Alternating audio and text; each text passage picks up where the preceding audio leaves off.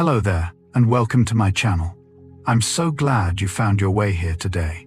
Tonight, settle in wherever you are. Let your shoulders drop, and let the day loosen its grip on you. We are going to spend this quiet hour together, thinking about something you carry with you always, though you rarely notice its weight. We are going to think about belief. Not belief as an argument to win, not belief as something to defend, but belief as the quiet machinery running beneath your thoughts, shaping what you feel, what you see, and even what your body quietly does. It is one of the strangest and most powerful forces the human mind holds, and the more gently we look at it, the more wondrous it becomes.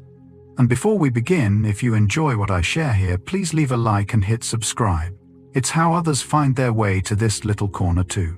So breathe slowly and let your thoughts grow soft at the edges. There is nothing to solve here, nothing to memorize. Just let these small truths drift over you like a warm current in still water. Now, let's begin. Here is something that should not work, and yet it does. Imagine being handed a pill and told plainly and honestly that it contains no medicine at all, no active ingredient, nothing that could touch your pain.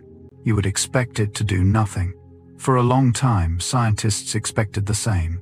The whole power of a placebo, they assumed, came from the trick, from the patient believing they were receiving genuine treatment. Take away the deception, and surely the effect would vanish.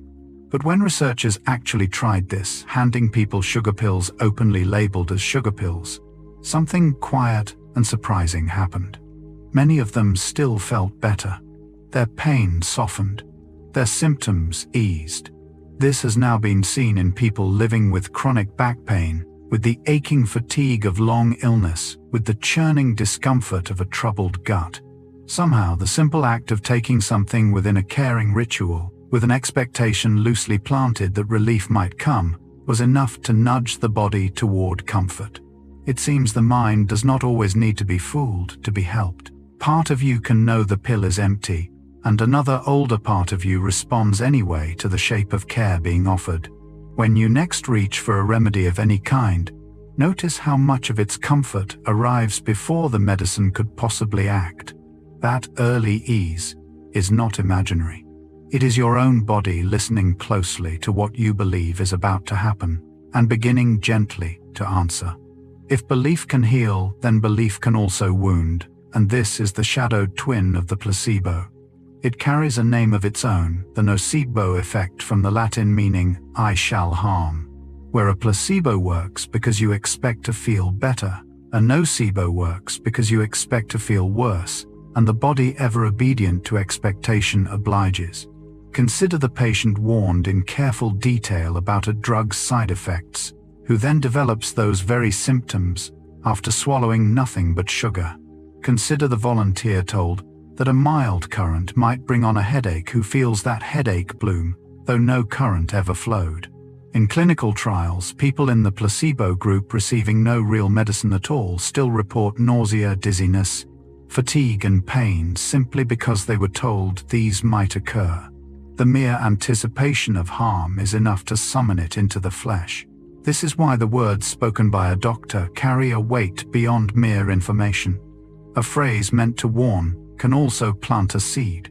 It is a humbling thought that your expectations are not passive spectators to your health, but active participants in it. Yet there is a gentle wisdom folded inside this unsettling fact. If dread can shape how your body feels, then so can its opposite. The same channel that carries fear inward can just as easily carry calm. And tonight, at least, there is nothing here to fear, and every reason to let that knowledge settle you. There is a chemical inside your head that you might think of as the brain's own currency of reward and motion, and its name is dopamine. In people living with Parkinson's disease, the cells that make dopamine slowly fade, and movement grows stiff and hard to summon. So researchers did something quietly remarkable. They gave some patients an inactive treatment, no real drug at all, but let them believe they were receiving their genuine medicine. Then they watched what happened inside the brain, and the brain, expecting relief, began pouring out its own dopamine, not a trickle, but a release large enough to rival a real dose of medication. The belief alone had opened the tap. What moves me about this is how it dissolves the old line we like to draw between the mind and the body, as though thoughts lived in one country and chemistry in another. Here they are the same thing. An expectation held in the quiet of the mind becomes a measurable substance flowing through living tissue. Your hopes are not weightless. They are made in part of neurons and molecules, and they can reach down into the machinery of your own biology and turn a wheel. When you believe that help is coming, some part of your brain does not merely wait for it. It begins on its own to manufacture a piece of that help in advance. It is a strange and tender kind of self-provision, this readiness to meet care halfway before the care has even arrived. Some years ago, a group of surgeons set out to test whether a common knee operation truly worked, and the way they chose to test it was bold. Patients with worn, painful knees agreed to take part without knowing which of them would receive the genuine procedure. For some, the surgeons performed a full operation, smoothing and cleaning the joint. For others, they made only small cuts in the skin, mimicking the motions and sounds of surgery, then stitched the knee closed again without touching what lay beneath. No real repair was done at all. Then everyone was followed for 2 years. And the results unsettled the medical world, because the patients who received the fake surgery reported just as much relief from pain and just as much return of movement as those who received the real one. The belief that their knee had been mended appeared to mend something. Now, this does not mean surgery is useless, nor that the pain was imaginary. The pain was always real, and so was the relief. What it reveals is how deeply the ritual of healing reaches into us. The gown, the quiet room, the trust placed in skilled hands, the conviction afterward that we have been made whole. Your body listens to all of it. When you undergo any act of care and come away believing it has helped, that belief is not a bystander to your recovery. It is woven right through it. And there is something reassuring in knowing that so much of your own healing is already carried within you, waiting only for the right moment to answer. Try for a moment to read a sentence without believing it. It is harder than it sounds. There is an old debate among thinkers about how understanding actually works. One view held that we first take in an idea neutrally, examine it at arm's length, and only then decide whether to accept or reject it. But another view, which the evidence now seems to favor, suggests something stranger. To merely comprehend a statement, your mind must first, however briefly, treat it as true. Belief is not the final step. It is the starting point. Doubt comes afterward, as a second effort, a kind of mental correction that takes energy and attention to carry out. Researchers found that when people were distracted or tired while reading false statements, they were more likely to later remember those falsehoods as true as if the initial acceptance had stuck and only the labor of rejection had failed to complete. This is why a lie heard when you are weary can quietly lodge itself inside you. Your mind believed it first and simply never got around to unbelieving it. There is something worth knowing in this, especially as the day winds down and your defenses soften. The tired mind is a trusting mind. So be gentle with what you let near your thoughts tonight, and let it be kind. If belief is your mind's first and most automatic gesture, then let the last things you offer it before sleep be soft and true and warm, small truths that ask nothing of you but to be quietly received. You might assume that when a belief is shown to be false, it simply falls away, the way a shadow vanishes the moment the light is switched on. The mind, it turns out, is not so tidy. Psychologists have a name for this stubbornness, belief, perseverance. In their studies, people were given false feedback about themselves, told perhaps that they had a special talent for some task, or that they entirely lacked one. Later, the researchers openly explained that the feedback had been invented, meaningless, assigned at random, and never a reflection of the person at all. And still the belief clung on. Those told they were skilled continued to rate themselves as skilled. Those told they had failed carried a lingering doubt about their ability, even knowing the whole thing had been a fiction. Once an idea has taken root and grown its little web of supporting thoughts pulling out, the root does not automatically pull out the web. The story we built around the belief survives the belief itself. This is not a flaw to be ashamed of. It is simply how meaning holds together in a human mind, which prizes a coherent story over a constantly rewritten one. But it is worth knowing about yourself, because the beliefs you carry about who you are were often planted long ago by voices that may have been careless or unkind. Some of them may no longer be true if they ever truly were, and you are allowed gently and without any hurry to loosen the ones that no longer serve you. Say a thing once and it is merely a claim. Say it again and again and something quiet begins to shift, not in the claim itself but in how your mind receives it. Researchers call this the illusory truth effect, and it is remarkably reliable. When people are shown the same statement more than once, they rate it as more likely to be true whether or not it actually is. Familiarity, it seems, wears the disguise of accuracy. The mind treats the smooth, easy feeling of recognition as a signal that it has met this idea before and found it sound, when all that has really happened is that the idea has grown comfortable through sheer repetition. What unsettles researchers most is that this works even on statements people already know to be false. Show someone a familiar falsehood often enough, and its wrongness begins faintly to blur. The repetition does not overwrite their knowledge, but it does soften the edge of their certainty. This is why a rumor told 100 times can start to feel like common sense, and why the loudest, most repeated voices often shape what a whole society takes for granted. It asks something of you, this quiet fact, to notice that the things you believe most easily may simply be the things you have heard most often. But tonight you can lay that vigilance down. There is nothing here to guard against. Let the only thing repeating in your mind be the slow, familiar rhythm of your own breathing, which grows truer and softer with each return. Confirmation bias is the name for one of the gentlest and most stubborn habits of the human mind. And once you notice it, you begin to see it everywhere, including in yourself. The idea is simple. When we hold a belief, we do not go looking for reasons it might be wrong. We go looking instead for reasons it is right. We notice the evidence that fits and drift past the evidence that does not.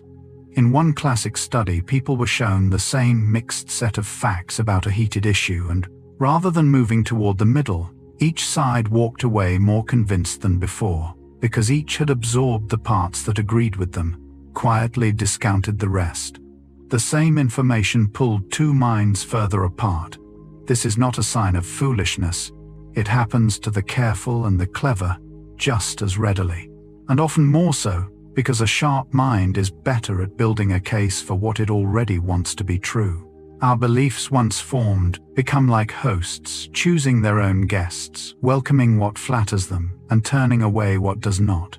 When you next feel entirely certain about something, you might gently wonder what you have quietly left out of the room. But this is not a burden for the late hour. It is simply a soft reminder to hold your certainties a little more loosely. And there is something freeing in that loosening, in letting the day's firm opinions go slack and unimportant as you drift toward rest. Deep in your gut, a hormone called ghrelin rises when you are hungry and falls when you have eaten, sending its quiet message up to the brain: you have had enough. Now you can stop. You might assume this signal responds only to the plain physical fact of how much food has entered you. A clever experiment suggests otherwise. Researchers gave people a milkshake to drink, but they told two different stories about it. To some, they described it as a rich, decadent, deeply indulgent treat, heavy with cream and calories. To others, they described the very same shake as a sensible, light, guilt-free diet drink. The shake was identical in every case. Yet the bodies of those who believed they were drinking the indulgent version responded as though they truly had their ghrelin dropped steeply, telling the brain they were satisfied and full. Those who believed they had sipped only a thin diet drink showed a much flatter response, as if their bodies were still waiting for more.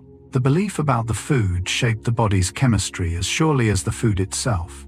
Your mindset, it turns out, sits at the table with you at every meal. When you eat something and truly believe it will nourish and satisfy you, part of your body listens to that belief and answers in kind. So there is a quiet gift in approaching what you eat with pleasure rather than suspicion, in trusting that you are being cared for by your own choices, and in letting a meal be simply enough. 2 glasses of wine poured from the very same bottle. One, you are told, costs a modest few dollars. The other, you are told, costs many times that. You taste them both. Which do you enjoy more? You already suspect the answer, and researchers confirmed it in a way that reaches past mere opinion. They poured identical wine for people lying inside a brain scanner, changing only the price they announced beforehand. When people believed the wine was expensive, they did not simply say, "It tasted better," to be polite or to seem sophisticated. The pleasure regions of their brains, the areas that light up with genuine enjoyment, grew measurably more active. The belief in the wine's value did not just change the words they used, it changed the experience itself. Deep in the neural tissue where pleasure is actually felt, the price tag became, in a sense, an ingredient. This tells us something quietly profound about how experience works. What you taste is never only what is on your tongue, but a blend of the thing itself, and everything you believe about it mixed together so seamlessly you cannot tell them apart. Your expectations are folded into your pleasures at a level far below choice. And rather than finding this troubling, you might find it hopeful. It means the ordinary things in your life, the humble cup, the simple meal, the plain evening, can hold more richness the moment you let yourself believe they are worthy of your full attention. Value is not only found, some of it you bring. Even the color of a pill that contains nothing can shape what that nothing does. This sounds like it cannot possibly be so, and yet researchers gathering together many studies found a quiet and consistent pattern hiding in the data. Placebo pills colored in warm shades, red, orange, yellow, tended to work better when people expected a stimulating, energizing, pain-relieving effect. Placebo pills, colored in cool shades blue and green, tended to work better as calming agents, as sedatives, as bringers of sleep. The tablets held no medicine either way. The only active ingredient was the meaning the color carried, the wordless story it whispered before it was ever swallowed.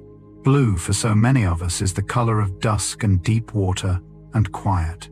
And something in us seems to accept a blue pill as an invitation to settle. There is one curious wrinkle, a reminder of how personal belief can be. In at least one place where blue is culturally the color of warmth and vigor, rather than calm, the effect softened or reversed. So it is not the wavelength of light alone doing the work, but what that color means to the mind holding it. Your beliefs are stitched together from the whole world you have lived in, its colors and customs and quiet associations. And as the light around you now dims toward the blues and violets of evening, you might notice your own body reading that color, the way it has always read it, as a sign that the day is done and rest is near. Cost, like color, turns out to be something your body can somehow read, even when there is nothing real behind the price. In a striking experiment, researchers gave volunteers a placebo pill and described it as a new painkiller. To one group, they mentioned it was costly, a premium medication. To another, they said it had been discounted to a very low price. Then they measured how well each group's pain was relieved. The people who believed they were taking the expensive pill reported markedly more relief than those who believed theirs was cheap, though every pill was identical and none contained any medicine at all. The belief that something valuable was being done for them made the something work better. We carry, it seems, a quiet assumption that the costly must be the potent, that what commands a high price must possess a high power, and the body honors this assumption with a real response. This is worth knowing, not so it can be used against you, though it sometimes is, but so you can recognize the reflex within yourself. The price of a thing is not the same as its power to help you, and yet the two are tangled together in the deep, wordless logic of expectation. There is a gentle freedom in seeing this clearly. So much of what soothes you asks for nothing at all: the quiet of this hour, the softness of where you rest, the slow return of your own breath. These cost nothing, and they are among the most healing things you own. Picture two healers offering the very same treatment. One is hurried and cool, gives the remedy with a distracted air and says little. The other meets your eyes, speaks with quiet confidence, and tells you plainly that this will help, that you are in good hands. The pill or the procedure is identical, and yet again and again the second encounter brings more relief. Researchers have shown that when a practitioner conveys warmth and certainty, patients report less pain and recover more smoothly than when the same care is delivered coldly or with doubt. The manner of the healing becomes part of the medicine. In one study, patients approached with reassurance and genuine attention needed less relief afterward than those given the same procedure by someone reserved and neutral. What is passing between them is belief handed gently from one person to another. The confidence in the healer's voice becomes confidence in the patient's own body, and that borrowed conviction reaches down into the nervous system and turns the volume of pain a little lower. You have likely felt this yourself, the way a calm and caring presence can ease you before a single word of substance is spoken. It means that care is never only a technical act, it is a relationship, and belief travels along the thread of that relationship in both directions. When someone believes in your recovery, they lend you something real, and you can offer that same quiet gift to the people you love: a steady voice, a sure and gentle certainty that they too are going to be all right. Here is a curious kindness the mind can do for you, and it touches the very thing you are reaching toward now. Researchers brought people into a lab, and in the morning told them their sleep from the night before had been measured. Some were told they had enjoyed an unusually deep and restful night, rich in the restorative stages of sleep. Others were told their sleep had been poor and fragmented. In truth, these labels were assigned at random and had nothing to do with how anyone had actually slept. Then everyone took tests of attention and thinking, and those who believed they had slept well performed better, sharper, quicker, more focused than those who believed they had slept badly, regardless of their real night's rest. The belief about their sleep shaped their waking mind more than the sleep itself. This gentle finding carries a wonderful permission inside it. On the mornings when you wake unsure, worried that you tossed and turned, that worry itself may be dragging your day down more than the broken sleep ever would, you are allowed to release it. You are allowed to greet the morning, trusting that your body took what it needed in the night, because it very likely did, quietly and without your supervision.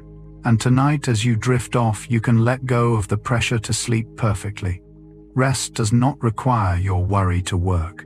Your body knows how to do this. It has done it every night of your life, and it will hold you again tonight, whatever your busy mind believes. Most of us have learned to treat stress as an enemy, a poison to be avoided, a wear and tear on the body that shortens our years. But a series of studies asked a bolder question. What if the way you think about stress changes what stress does to you? Researchers taught some people to view the racing heart and quickened breath of stress not as damage, but as the body wisely mobilizing its resources, delivering more oxygen, sharpening the mind, preparing them to rise to a challenge. Then they placed everyone under pressure. In those who had come to see stress as helpful, the body responded differently at the level of the blood itself. Their hearts still pounded, but their blood vessels stayed relaxed and open. The pattern the body shows in moments of courage, rather than in moments of threat. The stress was the same. The belief about the stress reshaped its very biology. In a large study following thousands of people over years, those who felt a great deal of stress and believed it was harming them faced a raised risk of dying. Yet those who felt just as much stress but did not believe it was harming them showed no such raised risk at all. The belief, not the stress alone, made the difference. This is worth holding gently, because it means your relationship with life's pressures is not fixed. You can meet a pounding heart with fear, or you can meet it as a sign your body is rising to help you. And tonight, whatever the day demanded of you, you can let that rising quietly stand down. For a long time, a tidy theory held sway. Willpower, it claimed, was like a muscle that tires or a fuel tank that empties. Use your self-control on one hard task and you would have less left for the next, drained and depleted. It felt true to experience. But then researchers looked closer and found the story had a hidden ingredient. They discovered that this draining effect appeared mainly in people who believed willpower was limited. Those who believed instead that willpower was abundant, that effort could even energize rather than exhaust, did not show the same fatigue after a demanding task. They carried on steady and unspent. The belief about the limits of their own strength quietly set those limits. When the researchers changed people's minds about how willpower worked, the pattern of tiredness changed to match. This does not mean effort is free, or that you never need to rest, for rest is real and necessary and sacred. It means that some part of your sense of being spent is written by what you expect of yourself. If you believe you are running on empty, you begin to run as though you are. And if you trust that you have more within you than you feel, the trust can carry you a little further. You have likely surprised yourself before finding reserves you did not know you held when something truly mattered. That deeper well was always there, but it has given enough today. Now is not the hour for effort. Now is the hour to set the whole question of strength gently down. Consider how strange it is that your eyes do not simply record the world like a camera, faithfully and without opinion. What you see is a collaboration, a meeting halfway between the light arriving from outside and the guesses your brain is already making about what that light should mean. Show people an ambiguous shape and tell them beforehand it is an animal and they will see an animal. Tell others it is a musical instrument, and from the very same lines, they will see that instead. Expectation reaches forward into perception and helps assemble it. In one gentle demonstration, people listening to garbled, barely intelligible speech suddenly heard it clearly, the moment they were told what the words were, and could never again unhear them. The meaning now locked into the sound. The brain had used the belief to build the perception. This happens constantly, far below your awareness, all day long. The face you expect to see in a crowd you find more quickly. The threat you fear you glimpse in harmless shadows. The kindness you anticipate you notice in a stranger's passing glance. Your world is quietly shaped by what you are prepared to find in it. And so there is a soft power in choosing where you can to expect gentleness, because expectation makes gentleness easier to see. As your eyes grow heavy now and the room dissolves into dim and forgiving shapes, you need expect nothing from the darkness but rest. Let your brain lay down its endless guessing. There is nothing here to watch for. You may simply close your eyes and let the seeing stop. There is an old and tender finding that has echoed through the years, and it began in a classroom. Researchers told teachers that certain of their students, chosen entirely at random, were poised for a remarkable spurt of intellectual growth in the coming year. The teachers were not told to treat these children any differently, and consciously they may not have. Yet by the year's end, those randomly chosen students had truly gained more than their peers. The teacher's belief in them communicated through 1,000 small and unnoticed signals.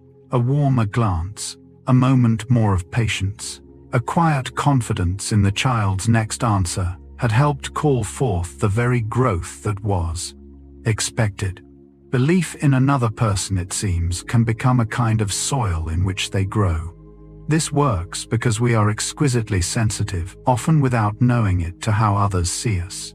When someone believes we are capable, we stand a little taller inside their belief, and we begin to reach toward the person they already see. You have almost certainly felt this in your own life, the teacher, the friend, the elder, who somehow saw more in you than you saw in yourself, and how you quietly rose to meet their vision. That is not a small thing. It is one of the deepest gifts we give each other, and it means that your belief in the people you love is never merely private. It reaches them. It shapes them. So hold a warm and hopeful picture of those you care for tonight and always, for they may be growing even now toward the light of how you see them. What happens inside you the moment you make a mistake depends, it turns out, on a belief you may not even know you hold. Some people carry the quiet conviction that their abilities are fixed, set at birth, a fate to be discovered rather than a garden to be grown. Others hold the belief that ability can develop through effort and time. Researchers watched the brains of both kinds of people at the instant they got something wrong. In those who believed ability could grow, the brain showed a stronger response of attention. Right after the error, a signal of the mind leaning in, engaging with the mistake, learning from it. And these people went on to correct their errors more often on the next try. In those who believed ability was fixed, the brain more often flinched away from the mistake and the learning did not take hold as well. The same error met by two different beliefs became either a doorway or a wall. This is not about forcing relentless positivity onto yourself. It is about the quiet story you tell regarding what a mistake means. If a stumble means you are not good enough, you will want to look away from it. But if a stumble simply means you are still learning, as every living person always is, then you can turn toward it with curiosity instead of shame. You are not a finished thing. You are growing still in ways you cannot see, and every error you have ever made was part of that slow becoming. Tonight, let the day's small stumbles be exactly that, not verdicts, but lessons already gently absorbed. There is an old observation, often traced to a thinker of the last century, that has proven itself again and again. If people define a situation as real, it becomes real in its consequences. The belief need not be true to shape the world. It only needs to be held. Imagine a healthy bank sound, and secure about which a rumor begins to spread that it is failing. The rumor is false. But enough people believe it, and so they rush to withdraw their money all at once, and the bank, drained by the panic, truly does collapse. The false belief made itself true.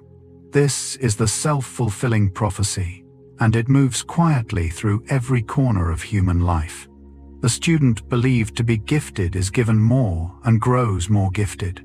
The person expected to be hostile is met with suspicion, and turns hostile in response. What we believe about a situation reaches out and helps mold the situation into the shape of our belief. It is a humbling kind of power this way, that expectation leaks out of us and becomes fact. But there is warmth folded inside it too. If your dread can help build the very thing you fear, then your trust can help build the thing you hope for. The gentle belief that things may turn out well is not naive. It is one of the quiet forces that helps make things turn out well. So as you settle now, you might offer yourself the softest of self-fulfilling prophecies, that tonight you will rest and be held and wake gently. Believe it kindly, and let it begin to come true. Step back now, and consider the whole astonishing machine of your mind, because what it is doing in every waking moment is stranger and grander than we usually pause to notice. Your brain, sealed in the darkness of your skull, never touching the world directly, is not passively receiving reality. It is actively predicting it. From the flood of signals arriving through your senses, it is constantly building a model, a best guess about what is out there and what will happen next, and then checking that guess against the incoming evidence. Your beliefs in this view are simply the brain's predictions, its running theory of the world. When the prediction matches what arrives, all is calm. When a signal breaks the expectation, the brain sits up surprised and updates its guess. This is happening every instant beneath all thought, predicting the weight of the cup before you lift it, the feel of the floor before your foot lands, the meaning of a sentence before it ends. Perception itself is your brain's belief about the world corrected on the fly. It is a breathtaking thing to realize that you have never experienced reality raw. You have only ever known your brain's ceaseless, careful guessing, so seamless it feels like simply seeing. and there is deep rest available in this understanding. Right now, your brain's predictions are quieting. The world around you is stable and known, holding few surprises to chase. When the guessing has little left to correct, the mind can finally settle. Let it settle now. Let the predictions grow slow and soft until they fade, as they do each night, into the deep, untroubled dark of sleep. If you tried to count your beliefs, you would never finish, and this is one of the quietly overwhelming truths about the mind you carry. You believe the floor will hold you when you rise. You believe the sun will come up tomorrow, that the people you love will still know you, that the words you speak will mean roughly what you intend. You believe 1,000 things about how objects fall and how faces feel, and what a certain tone of voice implies, and you believe them so completely that you never think to notice you believe them at all. They are not conclusions you reached. They are the very ground you stand on. Only a tiny handful of your beliefs have ever been dragged into the light and examined, the ones you argue about, the ones you chose. The vast majority live below awareness, silent and load-bearing, holding up your entire experience of a stable and predictable world. It is a little like a great house resting on a foundation you have never once inspected and yet trust with your whole life every single day. There is something calming in seeing this clearly. So much of what steadies you asks nothing of you, requires no effort, no vigilance, no defense. It simply holds. You are held right now by 10,000 quiet certainties. You will never need to think about that. The night will pass, that morning will return, that your breath will keep coming on its own. You can lean your full weight upon them. They have never let you fall, and they are holding you still. Long before a child can speak a single word, the work of believing has already begun. Researchers have found clever ways to peer into the expectations of babies who cannot yet tell us anything, and the trick is beautifully simple. Infants look longer at things that surprise them. So when a ball appears to roll straight through a solid wall, or an object seems to hover in midair with nothing to hold it, the baby stares longer and more intently, as if something has gone wrong. And something has. The world has broken a rule the infant already expected it to follow. From these long, puzzled gazes, we learn that even babies of just a few months hold quiet beliefs about how reality behaves. That solid things do not pass through each other, that unsupported objects fall, that one thing must touch another to move it. No one taught them this. It arrived early, part of the mind's first equipment for making sense of a bewildering world. You began believing before you could remember, before you had language to hold a belief in words at all. Your very first act of understanding was a kind of faith, a wager about how things would go, tested against how they did. And that same deep machinery still hums beneath you now, having grown across all your years into the vast web of quiet certainties that steady you. You have been building your model of the world since your very first days. It is old and practiced and wise. Tonight it asks nothing more of you. It simply holds the world in place while you rest. There is a tender milestone in every young mind, and it arrives quietly, usually somewhere around the age of 4. Before it, a child cannot quite understand that another person can believe something untrue. Researchers show this with a small and gentle test. A child watches a character place a treasured object in one spot and then leave the room. While the character is gone, the object is secretly moved elsewhere. Then the child is asked, when the character returns, where will they look for it? A younger child, not yet arrived at the milestone, points to where the object truly is, now unable to imagine that the character still holds an old and mistaken belief. But the older child smiles and points to the original spot, because they suddenly understand something extraordinary, that another mind can carry a picture of the world that differs from the truth and will act upon that picture rather than upon reality.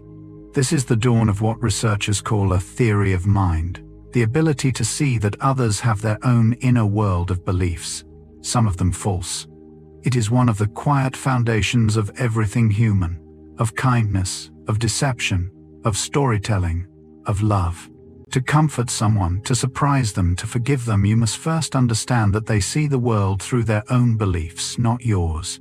You crossed this threshold long ago, so early you cannot recall it, and it opened you to every other person you would ever come to know. It is the beginning of imagining your way into another heart. Wherever human beings have gathered in every corner of the earth and every age of history they have believed. This is one of the rare things anthropologists can say, without exception. Cross any ocean, climb into any remote valley, unearth any ancient settlement, and you will find people holding beliefs about what is unseen, about where the world came from, what happens after death, why the harvest fails or the child recovers, what is sacred and what is forbidden. No culture has ever been discovered that lacked such beliefs entirely. The particular shapes vary endlessly, as many and as different as the languages we speak, yet the impulse beneath them is everywhere the same, a mind reaching past what the eye can see, weaving stories to hold the mysteries too large for one lifetime to solve. It suggests that belief is not a habit of a few peoples, but a feature of the human creature itself, as universal as language, as music, as the burying of the dead. You belong to a species that has always believed, always looked up at the night and asked what it meant, always felt certain of things that could not be proven. That longing runs in you too, whether you name it or not. And there is a quiet companionship in knowing it, that across all of time, in firelight and lamplight and the glow of screens, countless others have lain down, as you lie now, holding their own beliefs about the dark, and finding in them enough comfort to close their eyes. You are one of a vast and ancient company. You are not believing alone. The mind seems to hold a particular readiness, a leaning it has carried since deep in our past, the tendency to sense a mind behind events, a will behind the wind. Researchers who study this call it a bias toward detecting agents, and they suspect it runs deep for a simple reason. For our distant ancestors, mistaking a rustle in the grass for a predator cost only a moment of needless fear, while mistaking a real predator for mere wind could cost a life. So the mind that assumed a someone behind the sound survived to pass on that assumption.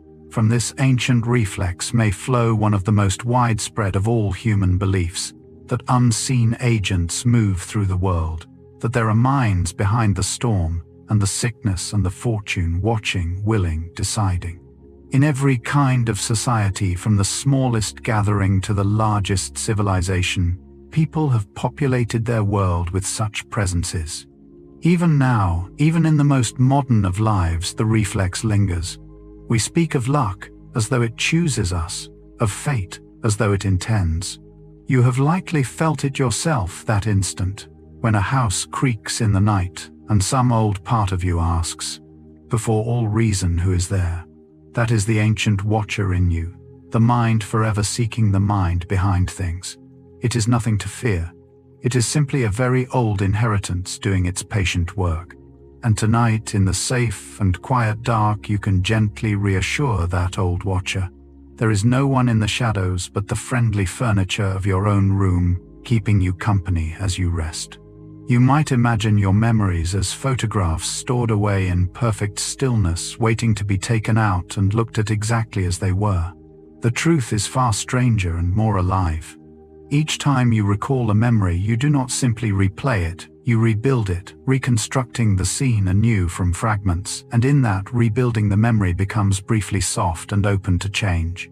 Whatever you believe now, whatever you feel now, quietly seeps into the reconstruction, and then the memory is stored again. Researchers have shown this in unsettling ways, planting entirely false memories in people simply by suggesting events that never happened until the person recalls them vividly, complete with feeling and detail. Your beliefs in this way do not merely interpret your past, they slowly edit it. The story you tell yourself about who you have been reshapes the very memories it claims to describe. This can sound like a kind of loss, as though nothing is truly kept, but there is grace in it too. It means your past is not a sealed verdict, but a living thing, gentle enough to soften over time. The sharp edges of old sorrows can slowly wear smooth. The way you remember your own life can grow kinder as you do. You are not simply carrying your history. you are quietly tending it every time you recall it. So let tonight's memories be gentle ones, what you turn over softly in your mind as you drift off. You carry a little more tenderly into all the days ahead. Something curious happens in the mind over time, a quiet separation between a belief and its origin. You might hear a claim from an unreliable source, some rumor you rightly doubt and set it aside as untrustworthy. But weeks later the claim can float back to you, stripped of its history, feeling somehow familiar and probably true, while the memory of where it came from and why you doubted it has faded away. Researchers call this a failure of source memory, and it is one of the mind's most consequential slips. We hold on to the content of what we learn far better than we hold on to how we learned it. The fact outlives its footnote. This is why misinformation is so stubborn even after a false claim is corrected. The claim itself lingers in the mind, while the correction quietly evaporates, leaving the falsehood behind, wearing the comfortable glow of familiarity. It means that some of the things you feel most sure of may have arrived from sources you would not trust if you could still remember them. Your certainties have histories you have mostly forgotten. This is not a reason for alarm, but for a gentle humility about the furniture of your own mind, so much of it inherited from sources long lost to memory. And it is a soft invitation, too, to be careful what you let settle into you tonight, in these trusting hours before sleep, for what drifts in now may quietly remain long after you have forgotten it ever arrived. Beliefs do not stay put inside a single skull. They move. They pass from person to person, along the invisible threads that connect us, spreading through a community in patterns that researchers find look remarkably like the spread of a contagion. When scientists mapped large networks of people over many years, they found that all manner of things traveled through those connections, not only behaviors like smoking or generosity, but moods, opinions, and beliefs, rippling outward from each person to their friends and to their friends' friends, further than anyone would guess. You are more likely to hold a belief if the people around you hold it, and they are more likely to hold it because you do. We catch our convictions from one another, mostly without noticing, absorbing the assumptions of those we spend our days beside, until their beliefs feel like our own quiet common sense. This is not weakness. It is the deep sociality of a species that survives by trusting one another. A great deal of what you believe because you belong, and so the people you keep near you shape, in ways far below your awareness, the very contents of your mind, the hopes you find plausible, the fears you take seriously, the picture of the world you carry. It is worth choosing where you can to stand among those whose beliefs make you kinder and more at peace. Tonight you might quietly picture the gentlest voices in your life, the ones whose steadiness you have caught over the years. Let their calm be the belief you carry down into sleep, borrowed warmly from those who love you. Pause on something so ordinary you have never questioned it. You will trade a whole day of your labor for small pieces of paper or mere numbers on a screen, because you believe others will accept them tomorrow as you accept them today. Money has almost no worth of its own. Its power rests entirely on a shared belief, held by millions of people who will never meet, that these tokens are worth something. And the moment that shared belief wavers, the value can vanish overnight. This is not only true of money, it is the quiet secret behind nearly every large thing humans have ever built. Nations, laws, companies, the very idea of a border on a map. None of these exist as you can touch a stone. They exist because vast numbers of strangers agree to believe in them together, and in believing, make them real. This shared believing is perhaps our species' deepest power. Other creatures can cooperate in small, familiar groups, but only humans can weave millions of unacquainted individuals held together by nothing more solid than a common story faithfully believed. You take part in this every day, trusting countless people you will never see that the water is safe, that the bridge will hold, that the promises woven through your life will be kept. You live inside a vast cathedral of shared belief, and it shelters you constantly. Tonight you rest inside that shelter still. Somewhere unseen strangers are keeping watch, keeping order, keeping the lights on, all held together by a trust you can lean upon, and simply let yourself rest. Consider what happens when a belief is spoken aloud and then written down. It escapes the single lifetime that first held it. A conviction that lived in one mind and would have died in that mind can now leap across the gap of death itself, carried on words into people not yet born. This is one of the quiet marvels of language, and it changed everything about what belief could be. A thought you have tonight, if you speak it to a child, may still be believed by someone 100 years from now who never knew your name. Belief became, through language, a kind of inheritance, passed down the long chain of generations like an heirloom, worn smooth by many hands. Much of what you believe was handed to you this way, arriving from voices centuries silent, the wisdom in an old saying, the meaning in a ritual, the shape of right and wrong you absorbed before you could question it. You are the current keeper of beliefs, older than any living person, and one day you will pass some of them onward, whether you mean to or not, into minds you will never meet. There is something deeply moving in this, in belonging to so long a chain. You are not a single flickering point, but a link in something vast, receiving from the past and giving to the future, holding for your brief, while the beliefs that will outlast you. And tonight, as you rest, that long chain holds steady all around you, stretching back through countless quiet nights like this one, and forward into countless more.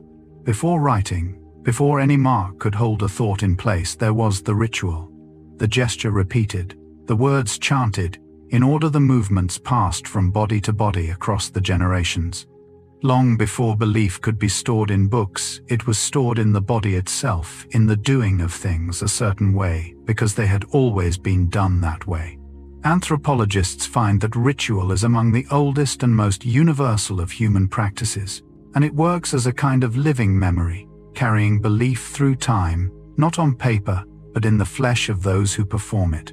A ceremony, learned in childhood, practiced across a lifetime, taught in turn to one's own children, can preserve a conviction for thousands of years with astonishing faithfulness, never once needing to be written to survive. There is a reason ritual holds belief so well. When we move together in the same rhythm, something binds us, a felt sense of belonging that words alone cannot make. You know this feeling even now from the small rituals of your own life, the ones that mark a birthday, a season, a farewell, a homecoming. They carry more than their motions. They carry a quiet belief that these moments matter, that we are part of something larger than a single day. And you have your own gentle rituals of the evening, perhaps the small repeated acts that tell your body the day is closing. There is ancient wisdom in them. As you move through the last quiet gestures of tonight, you join a practice as old as humanity, preparing softly and in order to rest. In a set of experiments that still unsettle those who learn of them, researchers sat a person among a group and showed everyone a simple task: which of these lines matches the length of that one? The answer was obvious, plain to any eye. But the others in the group, secretly instructed beforehand, all confidently gave the same wrong answer aloud, one after another. And when the real participants' turn came again and again, they too gave the wrong answer, going against the clear evidence of their own eyes to agree with the confident voices around them. Not everyone yielded, but a great many did, at least some of the time, swayed by nothing more than the calm certainty of the group. What moves me about this is how gentle the pressure was. No threats, no rewards, only the quiet weight of everyone else seeming sure. That was enough to bend a person's stated belief against what they plainly saw. It reveals how deeply we are tuned to one another, how much we trust the group as a guide to reality, sometimes over our own senses. You have almost certainly felt this. Pull yourself, the discomfort of being the only one who sees differently, the soft temptation to nod along.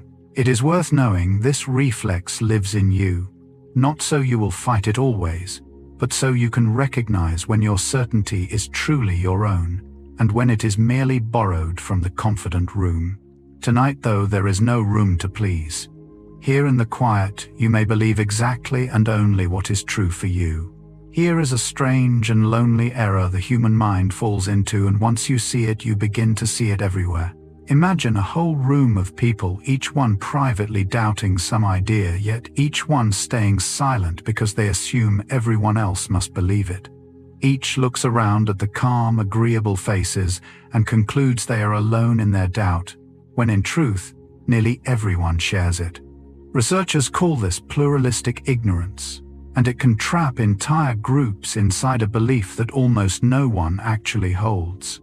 The silence of the doubters is read by every other doubter as agreement. It shapes so much of quiet human life, the crowd that keeps a custom. No one privately values the group that laughs along at what secretly troubles them, the many who suffer a thing in silence, each certain they are the only one who suffers it. We are remarkably bad at guessing the inner beliefs of others, and we tend to assume that the private hearts around us match the public faces they wear. But those faces so often hide the very feeling we ourselves are hiding. There is deep comfort in knowing this, especially in a low or lonely hour. If you have ever felt you were the only one who doubted, the only one who struggled, the only one who did not quite believe what everyone seemed to believe, you were almost certainly not alone. Others near you were feeling it too, and thinking just as you were that they were the only one. You have far more quiet company than you know. Rest tonight inside that company. Some beliefs are held lightly, like an opinion about the weather, easily set down when the facts shift.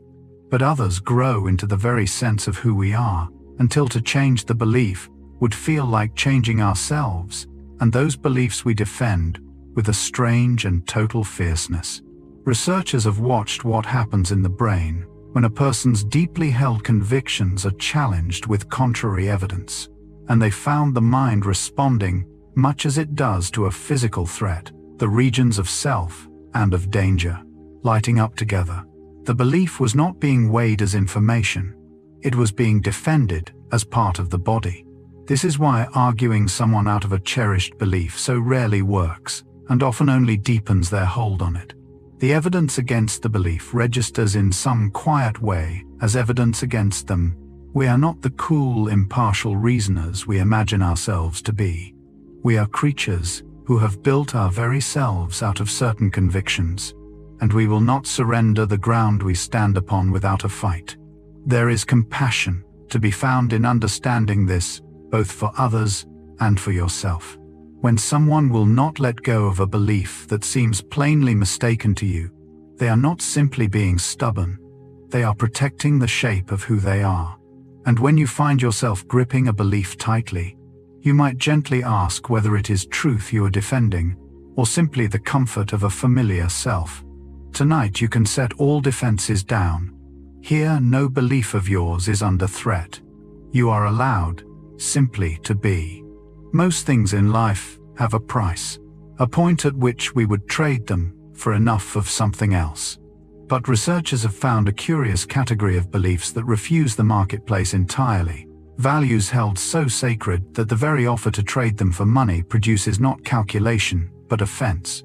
Ask someone to name the price at which they would sell out a deeply held moral conviction, or betray something they hold holy, and they will not bargain. They will recoil. And the researchers found something even more telling. Offering money to abandon a sacred value often made people cling to it more fiercely and feel more anger, not less than if no offer had been made at all. The attempt to price the priceless was itself an insult. These sacred values live in a different part of us than our ordinary preferences, governed by a logic of devotion rather than exchange. They are the beliefs we would suffer for, the lines we will not cross whatever the reward. And though the particular values differ from person to person, nearly everyone holds some, a loyalty, a principle, a love that simply is not for sale at any price. It is worth knowing what yours are for. They are the truest map of who you are, deeper than any passing want. What would you never trade away, whatever you were offered? Sit with that question gently, sometime, not tonight. Tonight, simply rest in the quiet knowledge that you are a person who holds things sacred, who has within you commitments no price could buy. That is a kind of quiet dignity, and it is already yours. There is a body of research gathered over many years that touches one of the deepest currents in us. When people are gently reminded of their own mortality, of the plain fact that they will one day die, something shifts in how they respond to the world. They tend to hold more tightly to their beliefs, to their values, to the larger stories that give their lives meaning. Researchers came to understand this as a kind of protection, that our beliefs, especially our beliefs in things that outlast us, serve as a shell against the raw fear of our own ending. When we feel that we are part of something that will endure, a family, a faith, a people, a work, a love that continues, the terror of vanishing loses some of its edge. Belief in meaning becomes a way the mind holds steady in the face of the one certainty none of us escapes. This is not a flaw or an illusion to be ashamed of. It may be among the most human things we do, this weaving of significance, strong enough to stand against the dark.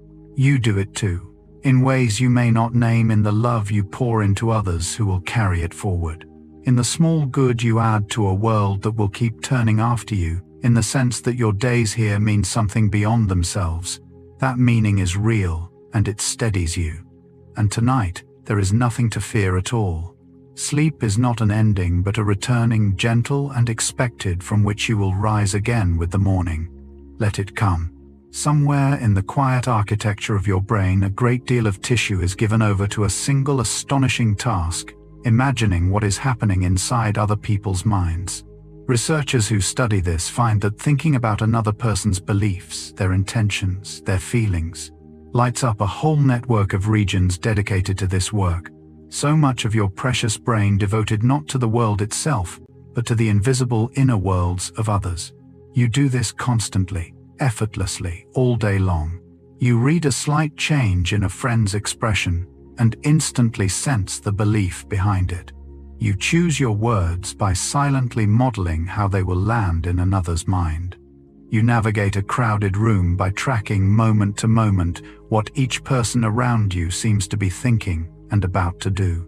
This ceaseless mind reading is so automatic that you never notice the immense computation it requires, an entire hidden theater in which you are always simulating the beliefs of everyone you meet. It is one of the deepest signs of how thoroughly social we are.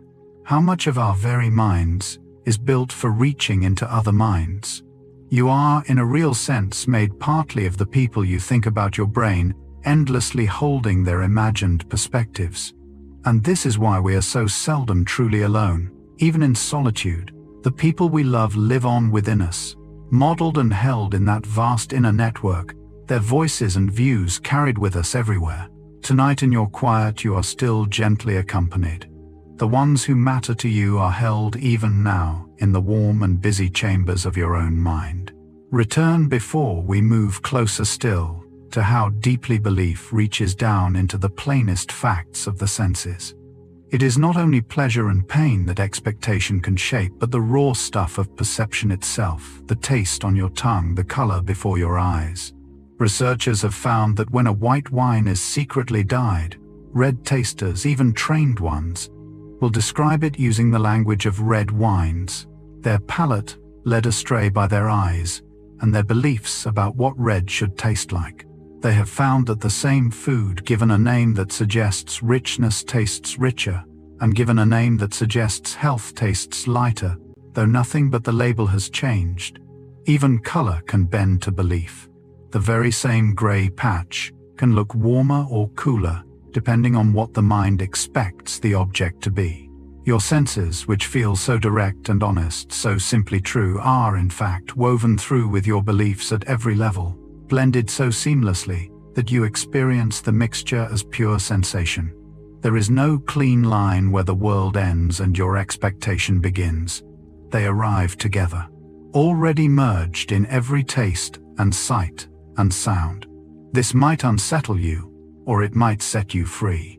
For it means the ordinary world you move through can be quietly enriched by what you choose to believe about it. A meal savored more fully, a color seen more warmly, an evening received as a gift. Tonight, the soft, dim world around you is exactly as gentle as you believe it to be. And you may believe it very gentle indeed. Long before you decide anything, your beliefs have already moved. This is one of the quieter revelations about the mind, that so much of what you believe operates automatically beneath the slow, deliberate surface of conscious thought, steering you through the day before your reasoning ever catches up. Researchers can plant a subtle cue too briefly for you to notice it consciously. And still your expectations shift, your judgments bend, your very next choice leans in a direction you never chose on purpose. The fast, wordless part of you believed something and acted upon it, while the thoughtful part of you was still waking up. Most of living happens this way. You do not reason out that the floor will hold, or that the approaching face is friendly. You simply proceed, carried along by beliefs so swift and so automatic that they feel like nothing at all, like the plain texture of reality itself. Your conscious mind, the part that feels like you, is more like a rider than a driver, often explaining after the fact a course that some faster, older machinery had already set. It can be humbling to realize how much of you runs without you, but there is rest in it too. You do not have to consciously manage the 10,000 small beliefs that carry you through an hour. They handle themselves quietly and well, freeing you to simply live.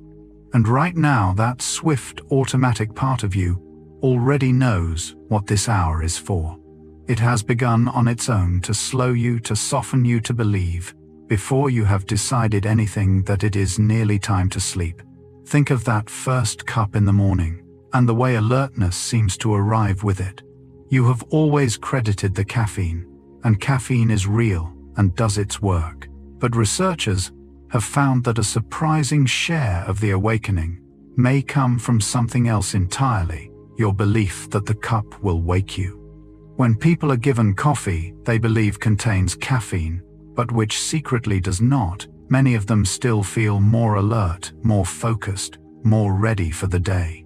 The ritual itself, the warm cup in the hands, the familiar taste, the deep expectation built over years that this is the moment of waking, begins the work before a single molecule could act. Your body has learned, across thousands of mornings, what this cup means, and it starts to answer the meaning as much as the chemistry. This does not make the effect false. The alertness you feel is entirely real.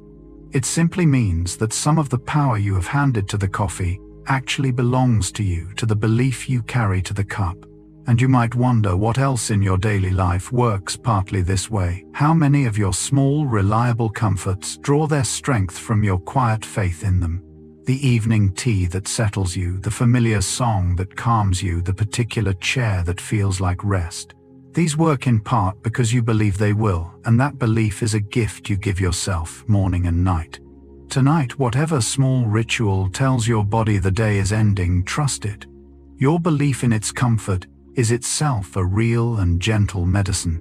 Fullness, it turns out, is not simply a matter of how much food has entered your stomach. It is also a matter of how much you believed you were eating.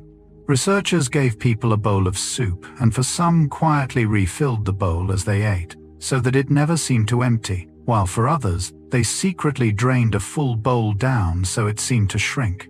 Afterward, those who believed they had eaten more felt fuller and stayed satisfied longer, even when they had actually eaten less, and the reverse held too.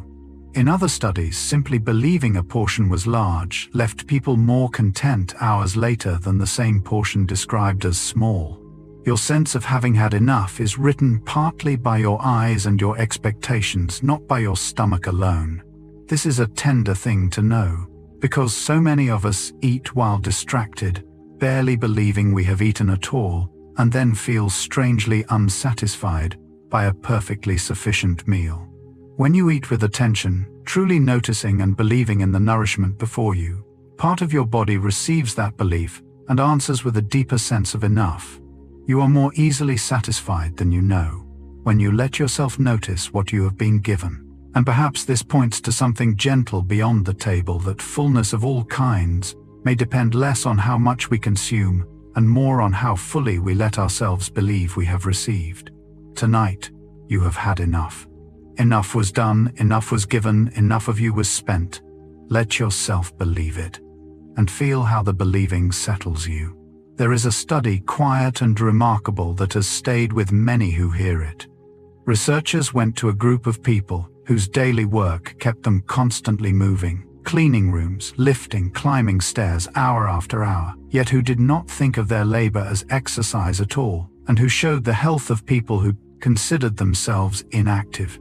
The researchers simply told half of them the truth, that their daily work already met and exceeded the recommended amount of physical activity, that they were in fact getting excellent exercise all day long. Nothing else changed. They did not work harder or move more. But weeks later, that group showed real improvements in weight, in blood pressure, in the very numbers that measure health, while the group that had not been told showed no such change. The only thing that shifted was the belief about what their movement meant, and the body followed the belief. It is a startling thought that simply recognizing the good you are already doing might let your body reap more of its reward. So much of your ordinary day may be quietly nourishing you in ways you have not paused to credit the walking, the lifting, the carrying, the steady effort of an ordinary life. When you let yourself believe that these things count, that they are caring for you, some part of your body seems to receive that belief and thrive on it. You are likely doing more good for yourself than you give yourself credit for. Tonight, you might let that recognition settle warmly. You have moved through this day, and it counted, and your body thanks you. Suppose two friends pour you the same wine on 2 different evenings. On the first, they mention it was quite inexpensive. On the second, they let slip that it was something special saved for the occasion. You would likely find the second glass richer, rounder, more worth savoring, though it came from the very same bottle. This is not because you are easily fooled or lack a true palate. It happens to nearly everyone, even to those who have trained their taste for years. The price becomes part of the flavor. When you believe a thing is precious, you attend to it differently. You linger over it. You open yourself to finding depth in it, and that very openness lets more depth arrive. The belief does not merely change your opinion after the fact. It changes the tasting itself. In the moment as it happens, there is a lesson here that reaches far past wine. So much of what you experience depends on the worth you assign it beforehand, on whether you approach it believing it holds something for you or believing it holds nothing. The plain evening, the familiar face, the ordinary meal, the quiet hour each can be sipped as though cheap and forgettable, or received as though precious and rare. And the wonderful thing is that you hold the price tag. You get to decide what you will treat as worthy of your full and savoring attention.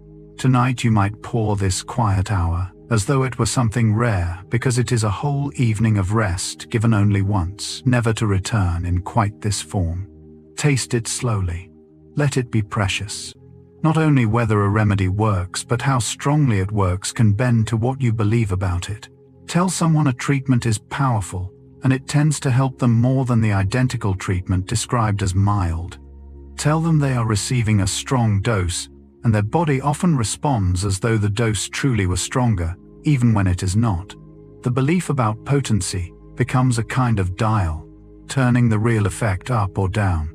Researchers have watched this across many kinds of relief, for pain, for anxiety, for the restless nights that will not settle, finding again and again that expectation is not a passive add-on to a medicine, but an active ingredient, braided right through it.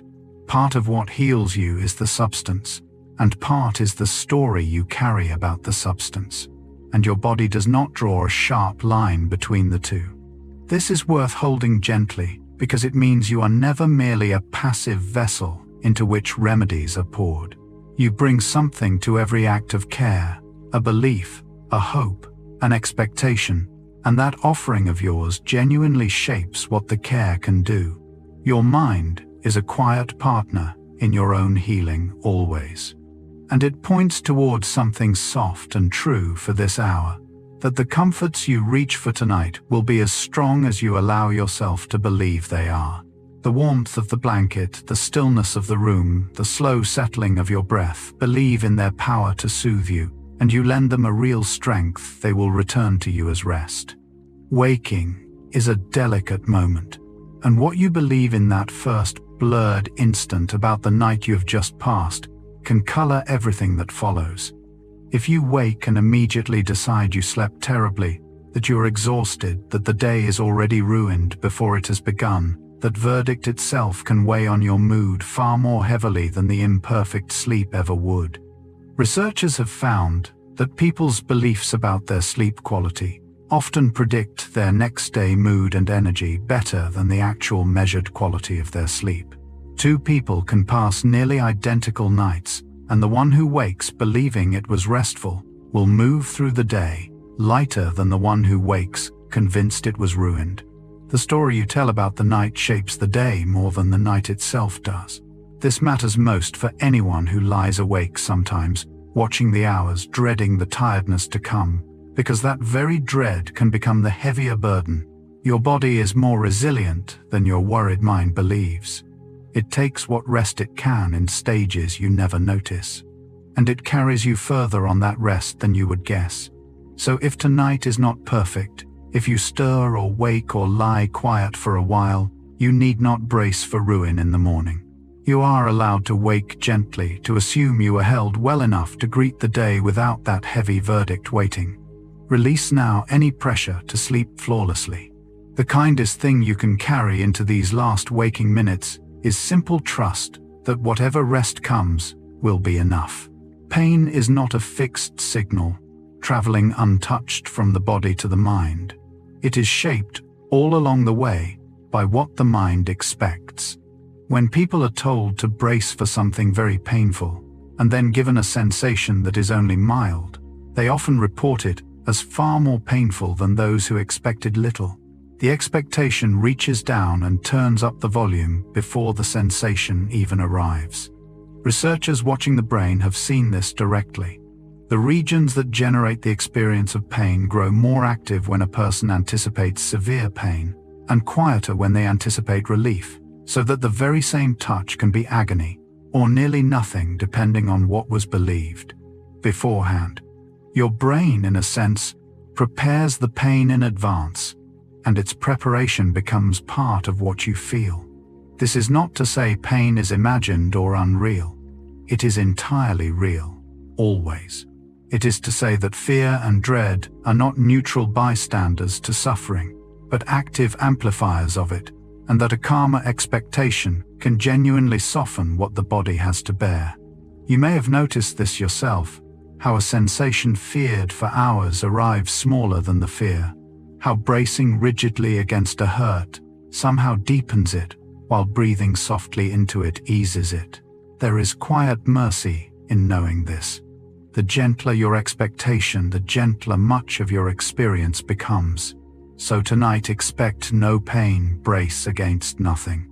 Let your body unclench from all its small anticipations and feel how much of the day's tension was only your guarding against hurts that never came.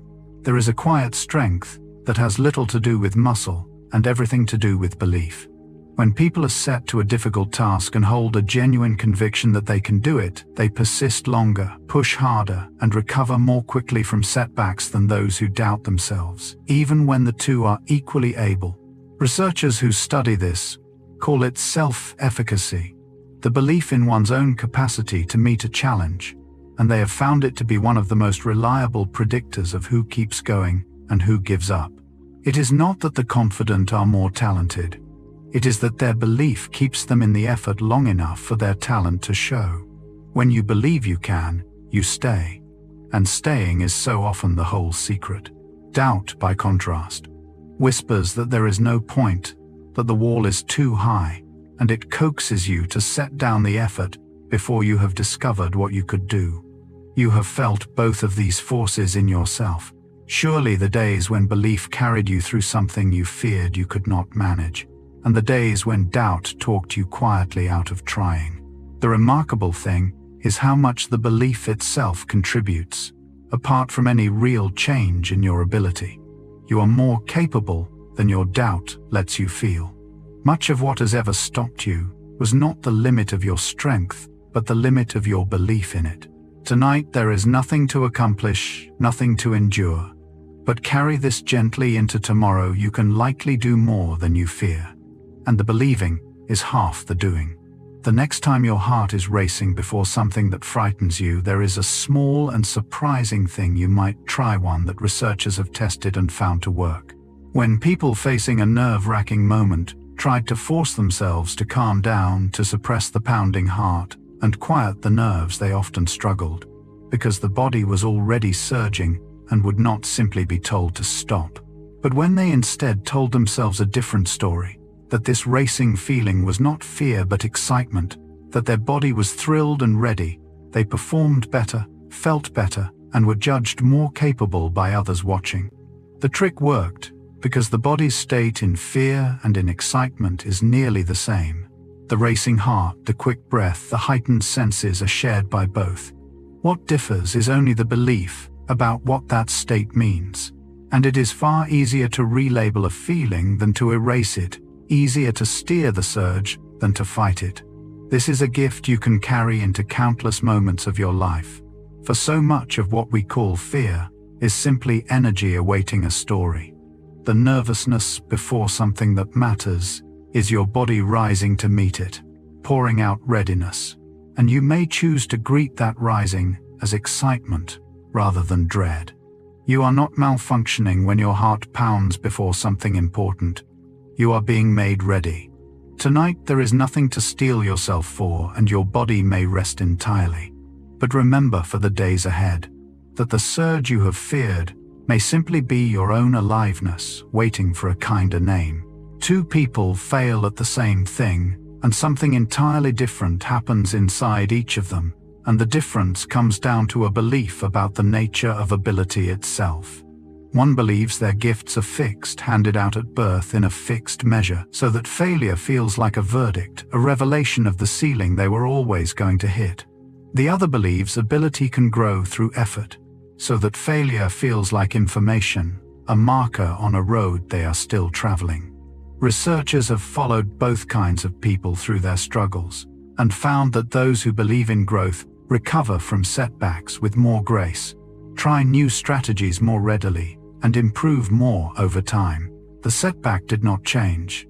The belief about what it meant changed everything that followed.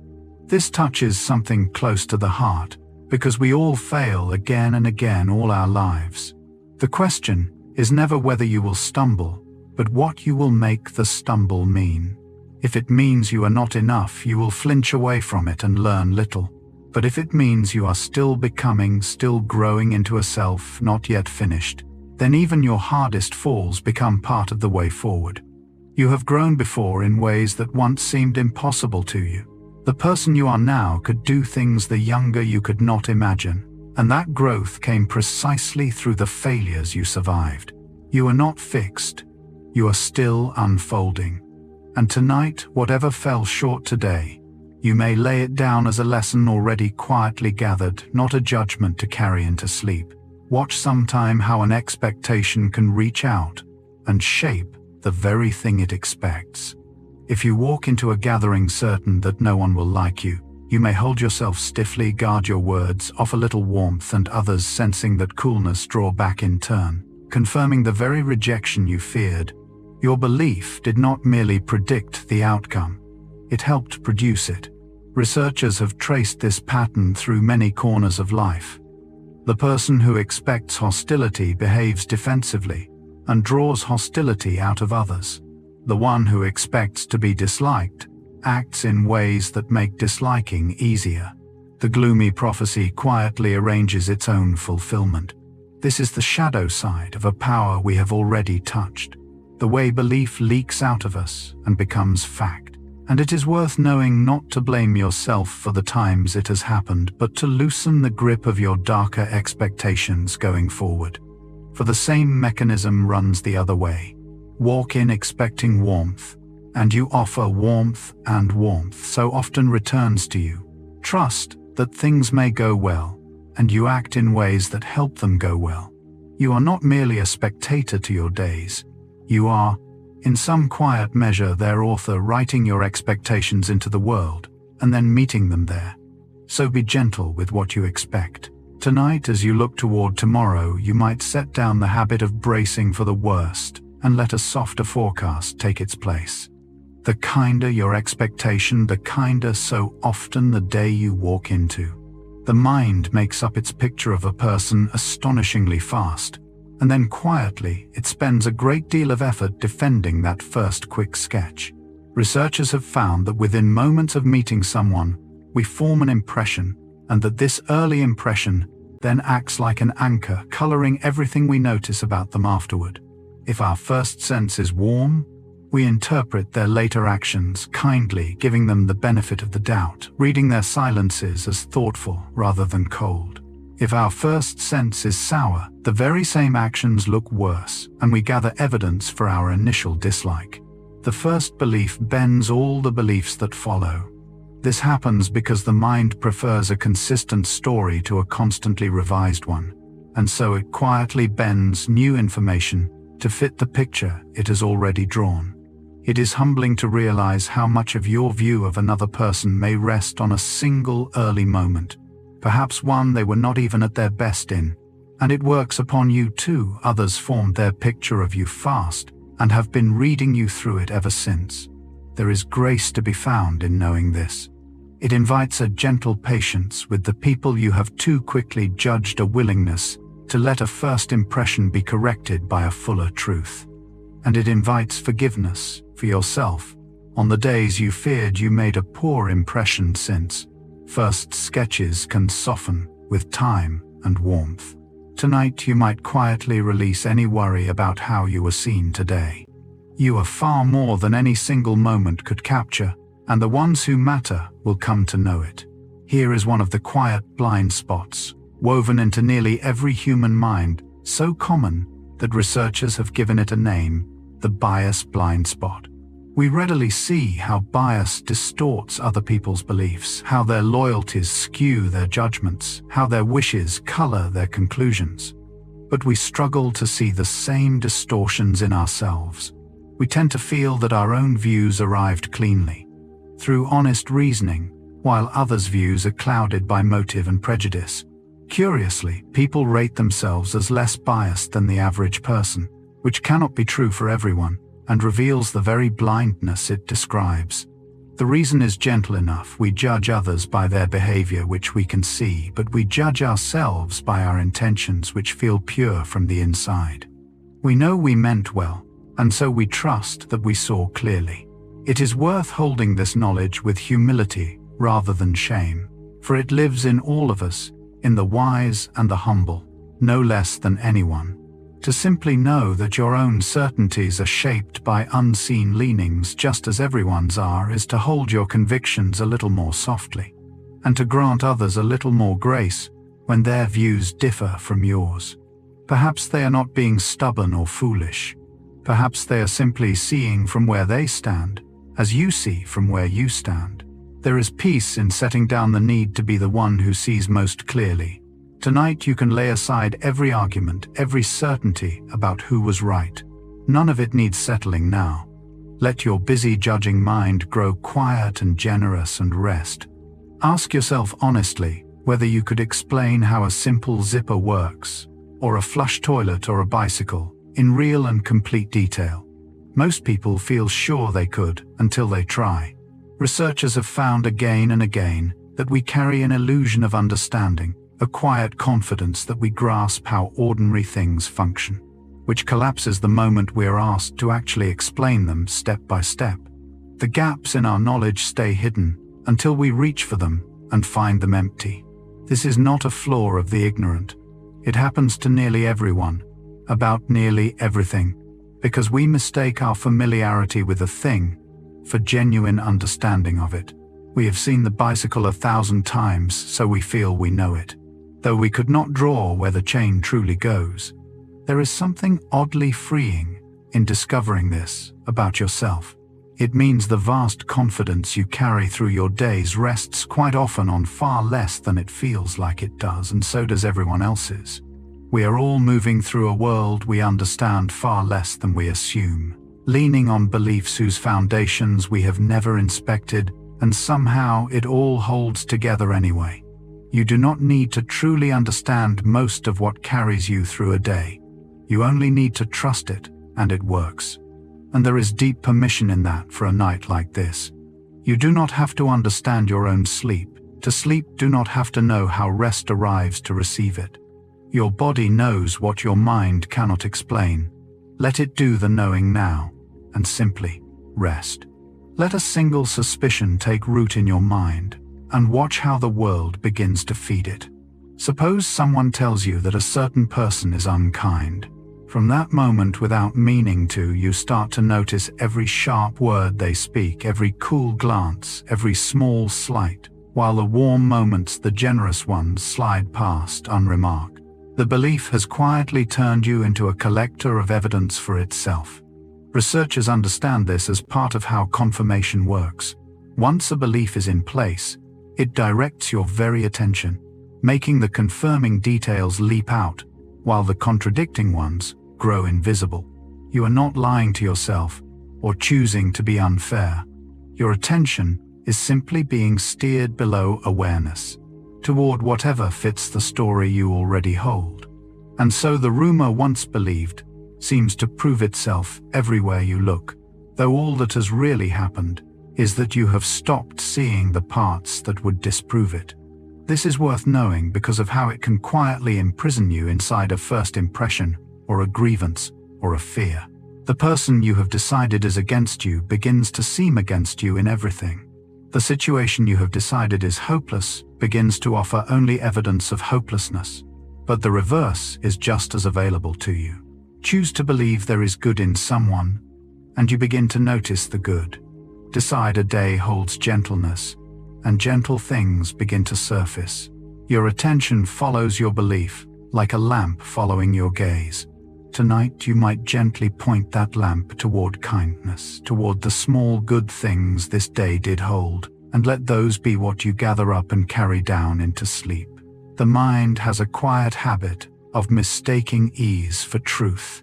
When an idea is easy to imagine, easy to picture vividly in the mind's eye, it begins to feel more likely, more real, more believable, quite apart from whether it actually is. Researchers have shown that simply making something easier to visualize raises people's sense that it could happen. A danger, described in vivid, concrete detail, frightens us more than a greater danger, described in dry abstraction, because the vivid one is easier to see, and the ease masquerades as likelihood. This is why a single vivid story can move us more than a mountain of statistics. Though the statistics may hold far more truth, the mind reaches for what it can picture and trusts what comes easily. There is real wisdom in noticing this reflex in yourself, especially in the dark hours when fears grow vivid. A worry that paints itself in sharp concrete images can feel overwhelmingly likely precisely because you can see it so clearly, when in truth, its vividness says nothing at all about whether it will come to pass. The clarity of a fear is not evidence for it. This is one of the mind's oldest tricks, and simply knowing it can loosen its hold.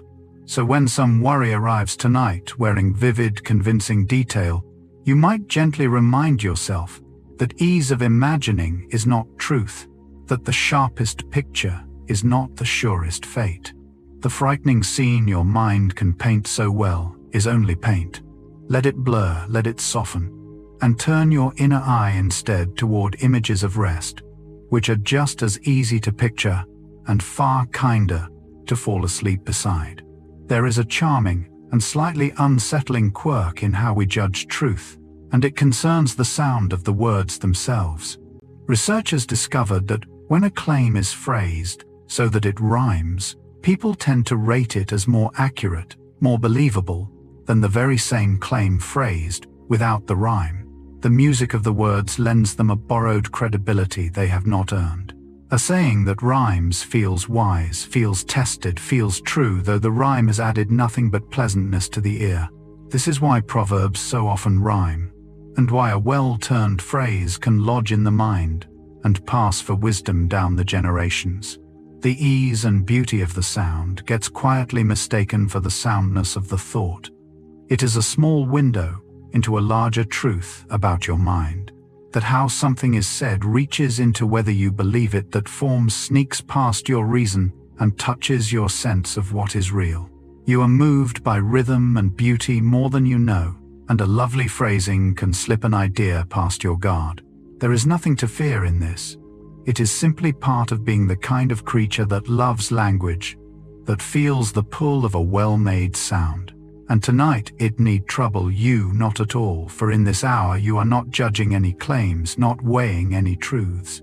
You are free to simply enjoy the music of gentle words for their own sake, the soft rhythm of a quiet voice, the pleasant cadence of a slowing mind. Let the sounds be lovely, and let them carry you, asking nothing of your belief towards sleep. Memory does not simply record the past. It fills in the past, and it fills it in according to what you believed was likely to have happened. When the details are dim, as they usually are, your mind quietly supplies the missing pieces from its store of expectations, so that you remember not only what occurred, but what you assumed must have occurred. Researchers have shown this in many ways. People recalling objects that fit a scene but were never actually there.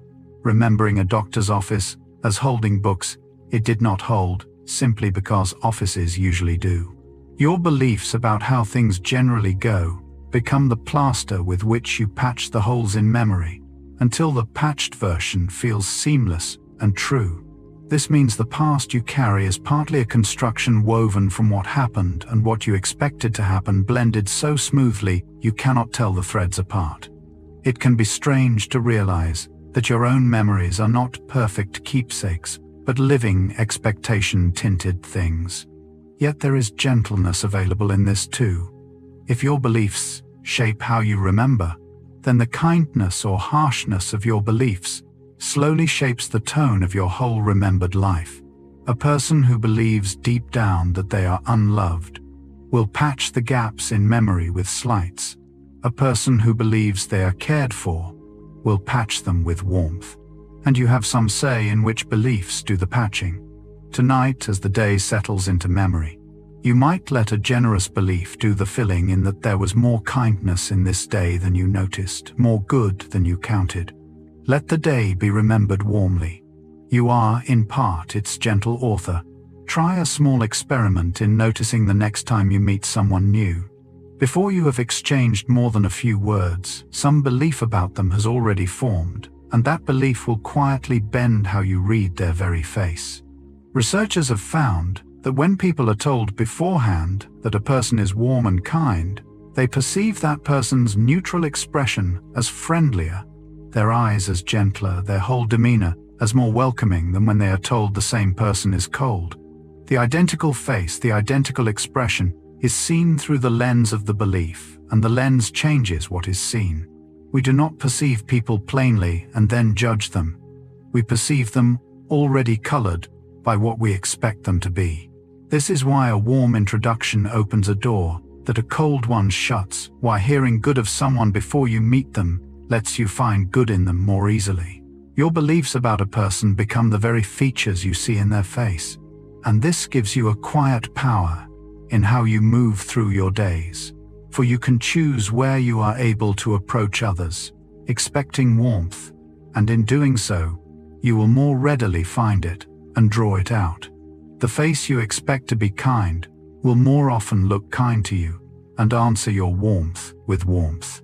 Tonight, you might soften your beliefs about the people in your life, letting the harsher judgments of the day loosen and fall away.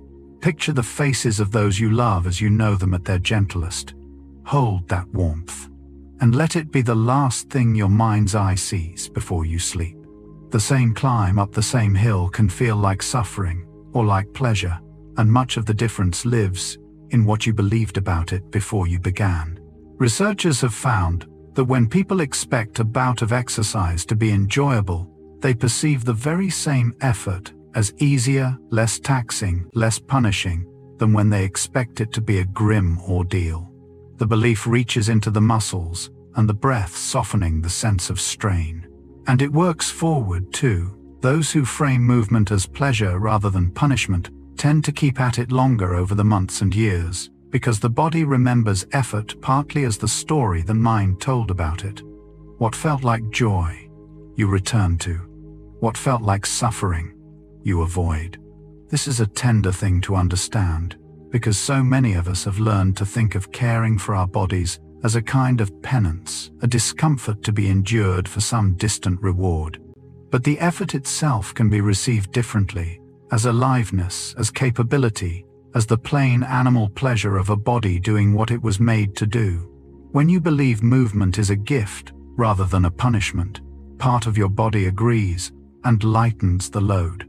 And perhaps this reaches past exercise into everything effortful in a life. The tasks you brace against, as burdens weigh more than the same tasks, welcomed as meaningful. Tonight you need make no effort at all, but carry this softly into tomorrow. Much of what feels hard grows lighter the moment you stop believing it must be heavy. For now, let every muscle believe its work is done and rest. When you are handed a medicine and told to watch for certain side effects, something quiet begins in you. Your attention turns toward your own body, listening for exactly those sensations, and remarkably, often, it finds them. Researchers have observed that people warned about particular side effects report them far more frequently than those not warned, even when both groups receive the very same treatment, and even when some receive no real medicine at all.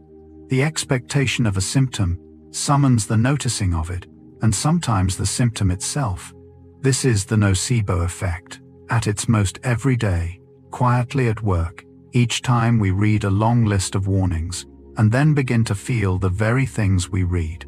It happens because the body is always producing small sensations, a faint ache, a moment of fatigue, a passing wave of nausea that we normally ignore entirely, until a belief tells us to attend to them, and then they leap into significance.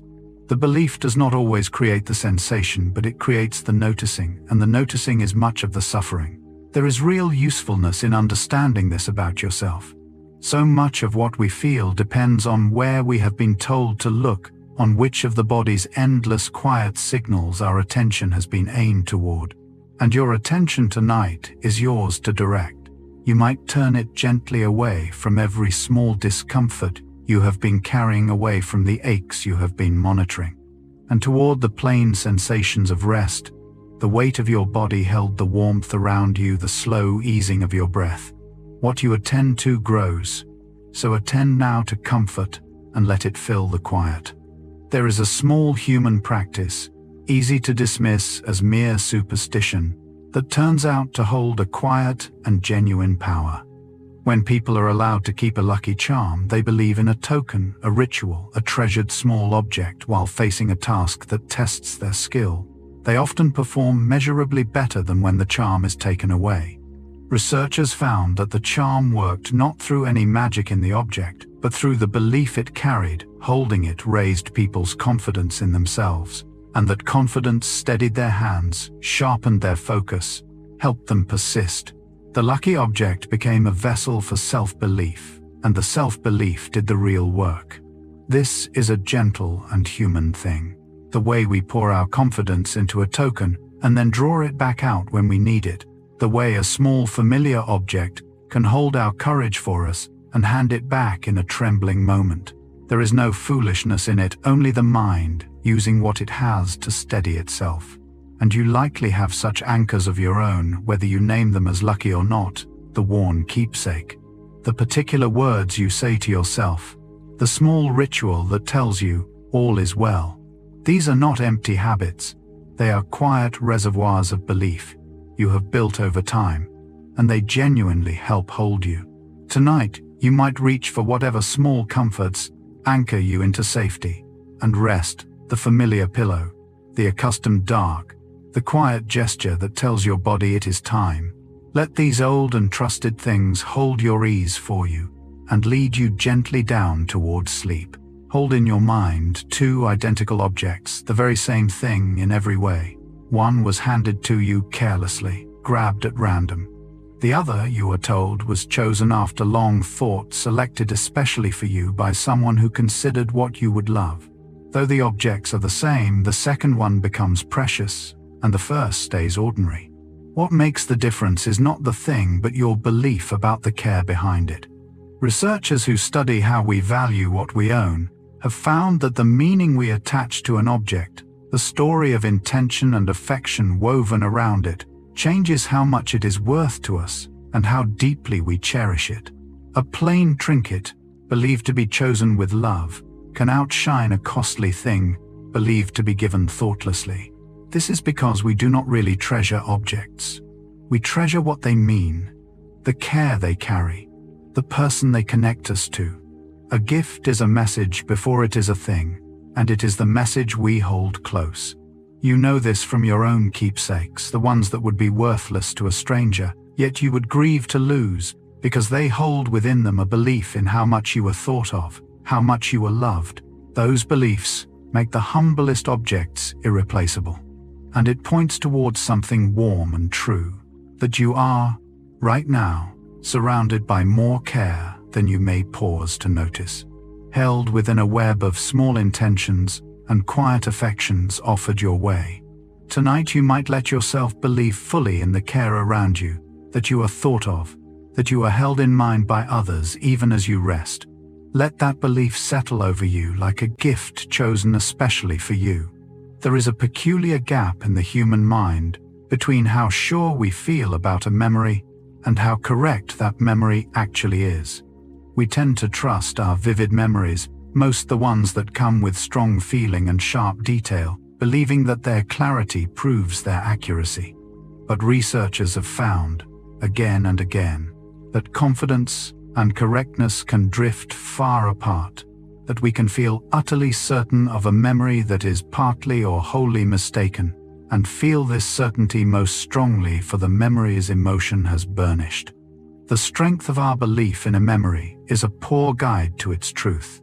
This is why two people who shared an event can each remember it with total conviction and yet recall it completely differently, each certain the other is simply wrong. Both are sincere, both are sure, and memory has quietly edited each of their versions. It can be humbling to realize that your own certainty is not the reliable witness it feels like, that the very sureness you trust may be leading you astray. But there is a soft grace in holding this knowledge, because it invites a gentleness into the places where you have been most certain, a willingness to wonder whether your version of an old hurt, an old argument, an old wrong might be less complete than it feels. Perhaps the people you remember harshly were kinder than your certain memory allows. Perhaps old grievances rest on recollections that time has quietly reshaped. Tonight you might loosen your grip on a few of your certainties about the past, offering the benefit of the doubt to memories that have hardened. In that loosening there is peace and room at last to rest. We have seen how a healer's warmth can ease pain in the moment. There is a deeper current still reaching all the way into the pace of healing itself. Researchers have found that when a physician expresses honest optimism about a patient's recovery, when they convey a real belief that the person will get better, patients often do recover more quickly and more fully than those met with a neutral or doubtful manner. The belief in recovery offered by a trusted voice becomes part of the recovery. It works, in part because that borrowed hope quiets the patient's own fear, and fear is a heavy weight upon a healing body, tensing it, exhausting it, keeping it braced when it needs to rest and mend.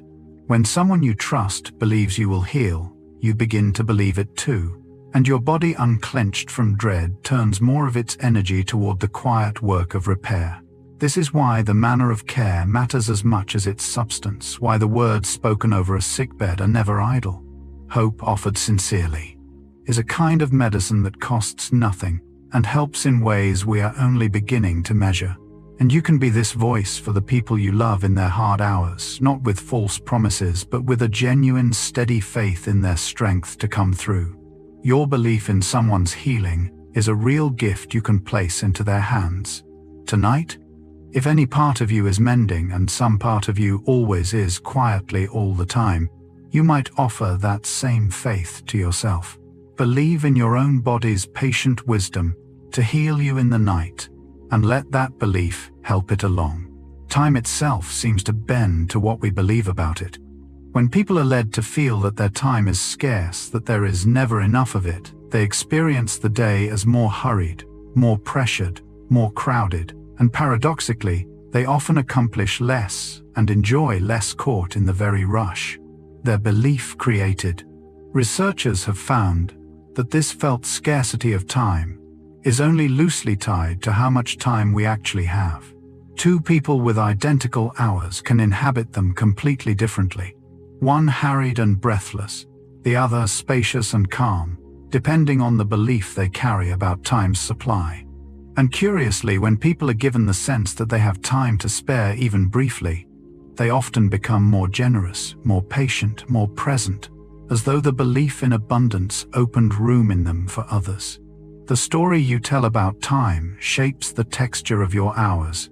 This is worth holding gently because so much of modern life whispers that we are always behind, always short of time, always racing a clock, and that whisper itself steals the ease from our days more than any real shortage does. But this hour at least is not scarce. This evening stretches out unhurried before you with nothing to chase and know where you must be. You can let go entirely of the sense of rushing, for there is nothing tonight that time will not allow. Feel how the pressure loosens when you stop believing you are late. The night is long and slow and wide, and it belongs to you. Let yourself sink into its unhurried depth, where there is time enough for everything, including this simply resting, simply being here. There is a body of research gathered over decades that touches something profound about the whole arc of a life. It has found that the beliefs people hold about aging, whether they see growing older as a time of decline and loss, or as a time that can still hold vitality and growth, quietly shape how they actually age. Those who carry more positive beliefs about later life tend to recover better from illness, to stay sharper in mind, to move more capably, and in one remarkable long study, to live years longer than those who view aging with dread. The belief about age seems to reach into the body and help write its future. This works through many channels. The hopeful tend to care for themselves more, to stay more engaged, to meet setbacks with more resilience. But it runs deeper than behavior alone, down into the body's own quiet responses to stress and time. What you believe about your later years is not merely a mood. It is in some measure a force shaping them. And this is not only for the old. The beliefs you hold now about the age you are becoming are already gently shaping the person you will be. There is real hope folded into this because beliefs can change, and a kinder story about aging can be chosen at any point along the way. You are allowed to imagine your later years as holding warmth, purpose, and wonder rather than only loss. That gentler belief is not naive. It may be one of the quiet things that helps make it so. Tonight, rest easy in your body at whatever age it is, and trust it to carry you gently onward. When we hurt, we are never quite as alone in it as the pain would have us feel, and the simple belief that someone caring is near can genuinely lighten what we bear. Researchers have found that people experiencing pain report it as less severe when a supportive person is present, and even when they merely hold a photograph of a loved one, or bring that loved one clearly to mind, the belief in connection reaches into the pain and softens it. Simply feeling that you are not facing the hurt by yourself, that there is someone in your corner, changes how the body registers suffering, quieting some of the alarm that pain sets ringing. This is one of the deepest and oldest of human medicines, the presence, real or imagined, of those who care for us. We are creatures built for company, and our bodies seem to know it, easing when they sense that we are held, tensing when they sense we are abandoned. You have likely felt this yourself, how a hard thing grows more bearable the moment someone you trust is beside you, how even a voice on the phone can lift a weight you could not lift alone. The connection does not make the trouble vanish, but it shares the carrying, and the sharing is real relief. And here is the gentlest part. This works even when the loved one is only held in mind. So tonight, if anything aches in you, body or heart, you might quietly call to mind the faces of those who care for you, gathering them close in your thoughts.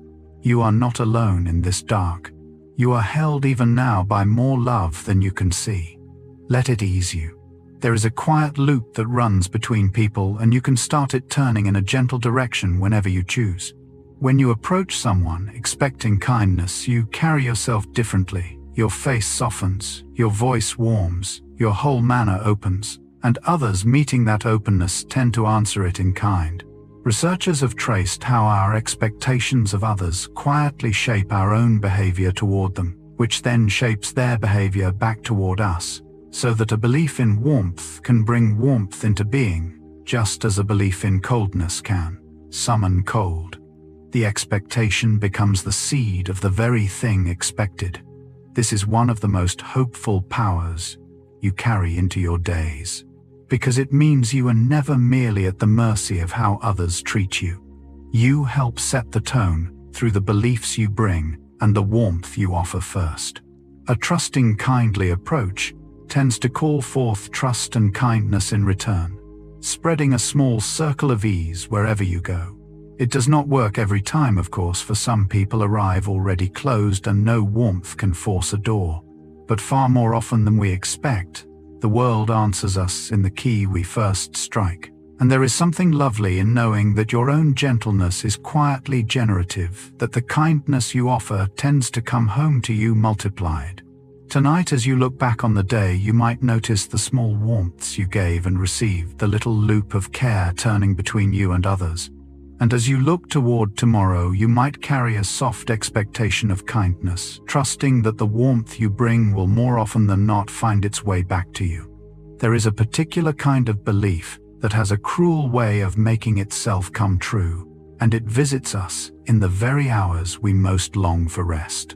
When you lie down, already convinced that you will not sleep, that the night will be long and wakeful, that tomorrow will find you exhausted, that anxious expectation itself tenses the body and races the mind, holding sleep at bay. And then, when sleep is slow to come, it seems to confirm the very fear that chased it away.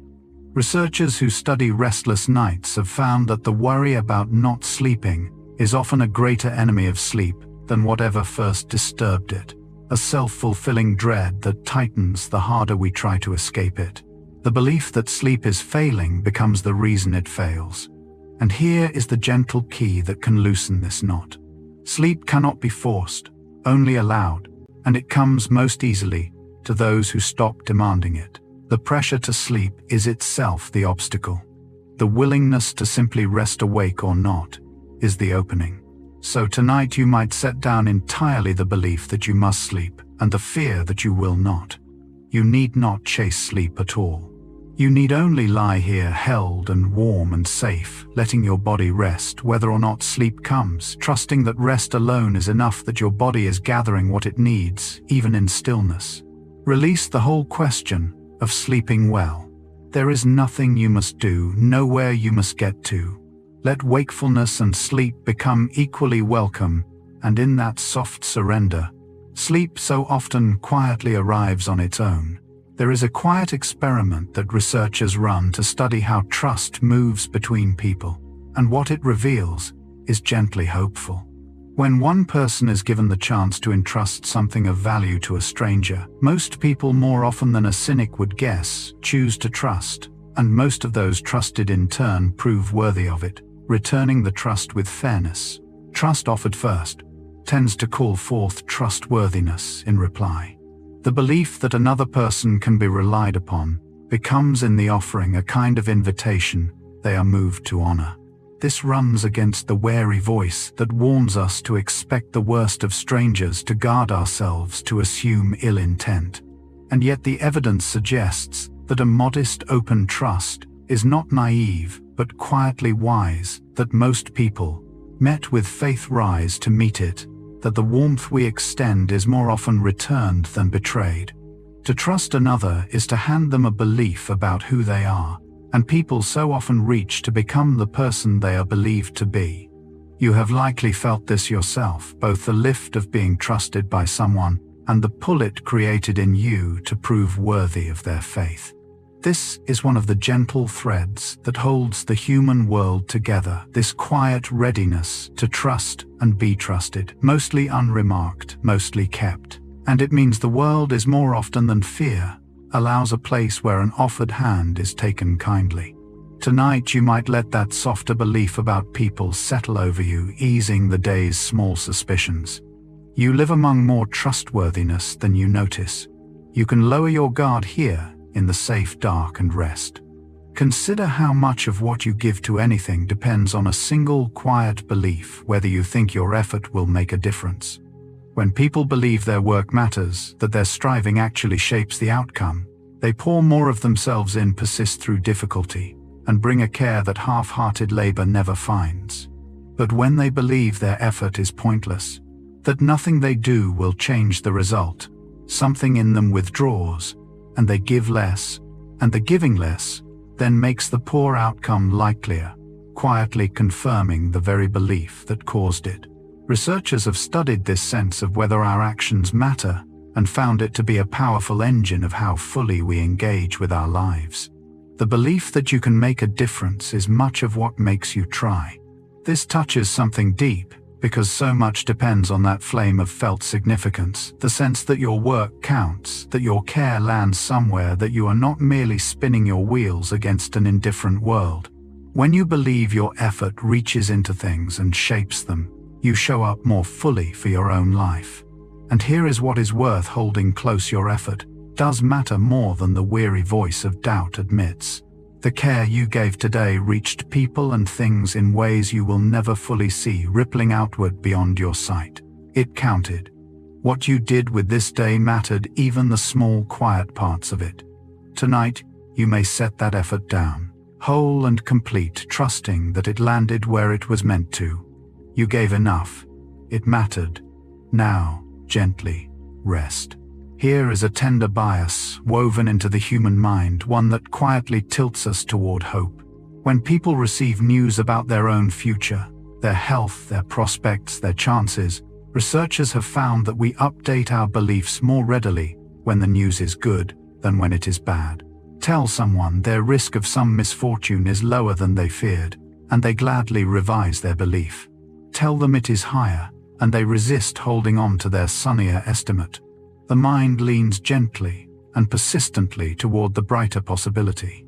This is sometimes called the optimism bias, and while it can occasionally lead us astray, it is thought to serve us well on the whole, for a creature that expected the worst at every turn would struggle to rise each morning to try to hope, to keep going.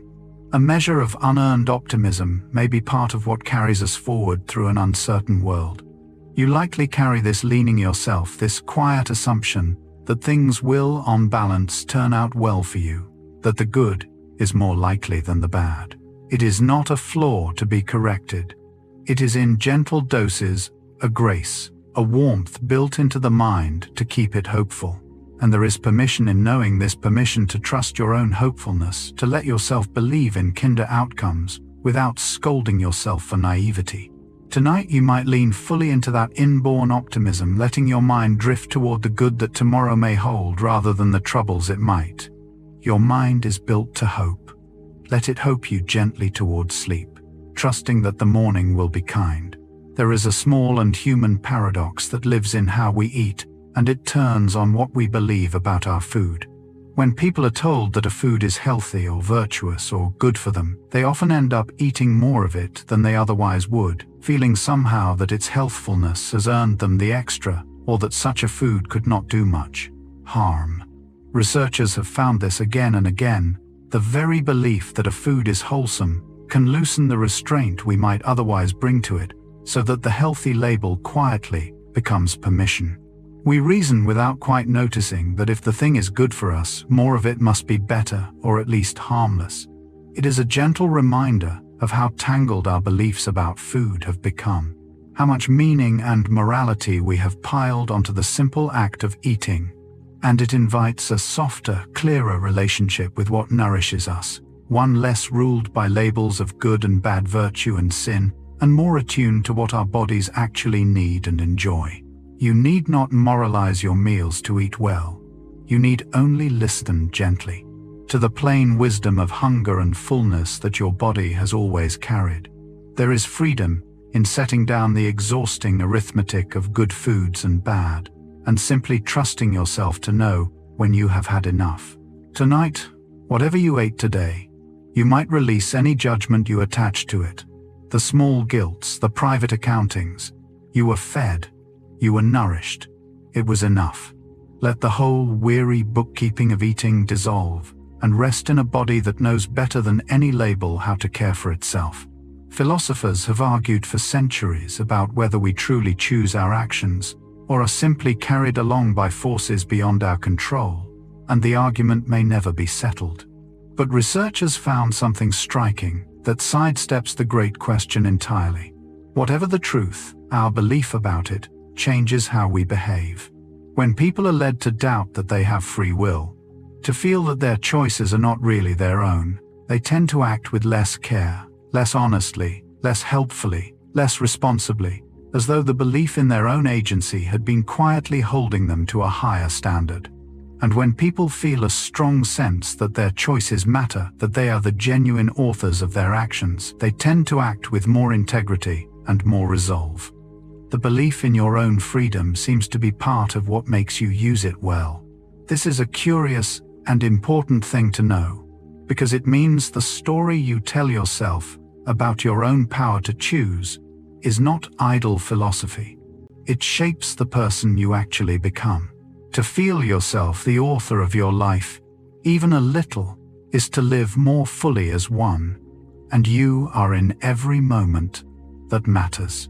Choosing how to meet what comes, how to treat the people before you, how to carry your own days. That felt authorship is a quiet dignity, and it is yours. Tonight you have chosen, among all the things you might have done, to rest, to be gentle with yourself, to lay the day down. That was your choice, freely made. Honor it now and let yourself sink by your own gentle will toward sleep. Walk into a difficult conversation braced for conflict, certain it will go wrong, and watch how your very dread can help fulfill itself. When you expect hostility, you arrive guarded, your words come clipped and defensive, your face closed, and the other person reading that tension stiffens in return, and the conversation curdles into the very conflict you feared. Researchers have traced how our expectations of an interaction quietly shape our conduct within it, which then shapes the other person's response, so that a belief in trouble can quietly manufacture trouble. The dread does not merely predict the bad outcome, it helps produce it. This is worth understanding, not to burden you with blame for hard conversations past, but to loosen the grip of anxious expectation before the ones to come.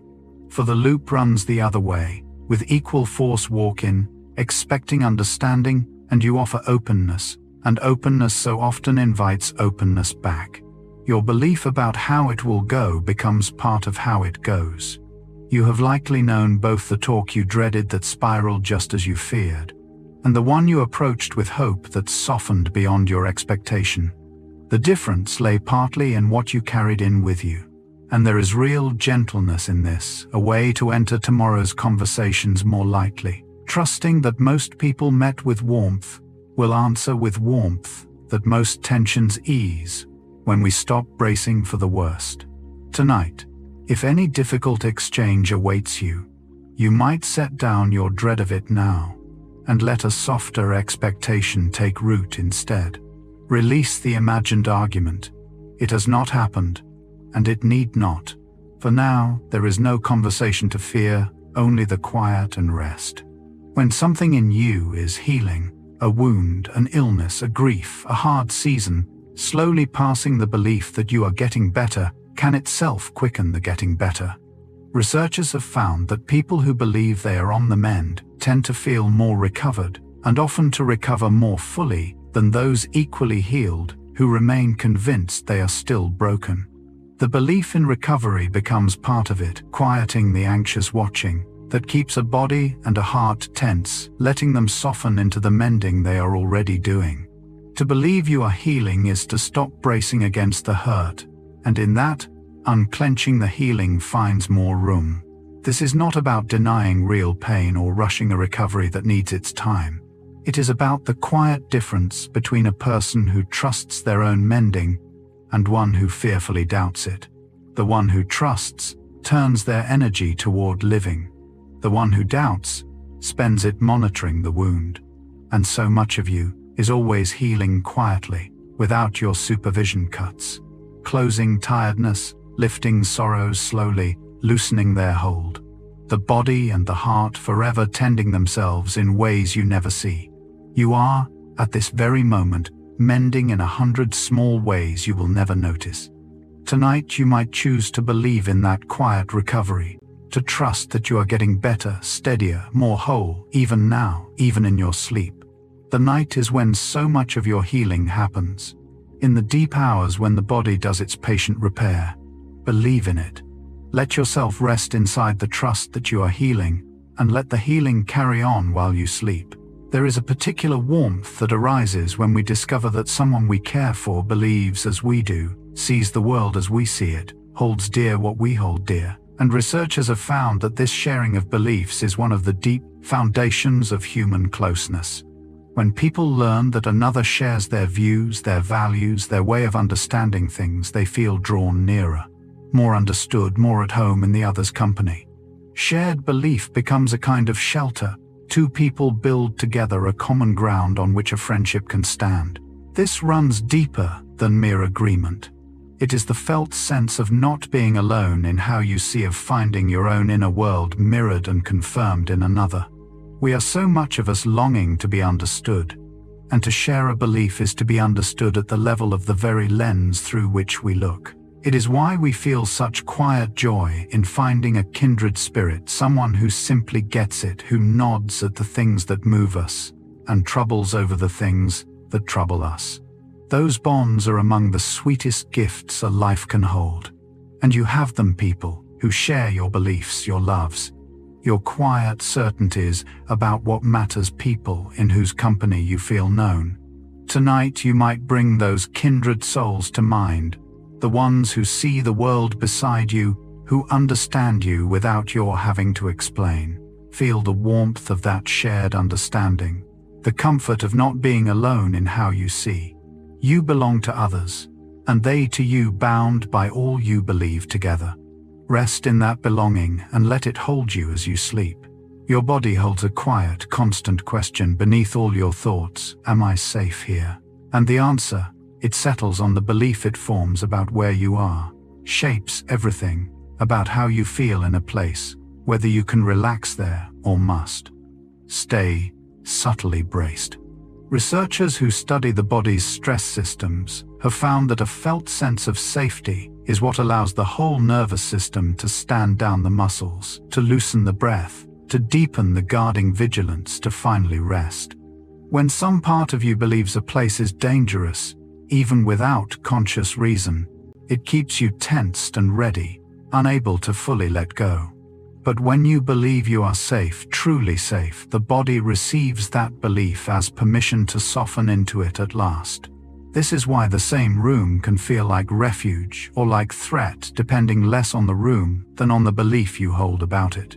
And it is why home at its best is not merely a place, but a belief made of walls, a settled conviction built over time that here you are held, here nothing hunts you, here you may lower your guard. Your body knows the difference and answers it. Right now, wherever you are resting, you are safe. The door is closed, the night is quiet, nothing here means you harm. Let your body receive that truth, not just as a thought, but as a felt permission spreading through you. The shoulders dropping, the jaw unclenching, the long-held readiness finally gratefully set down. You are safe here.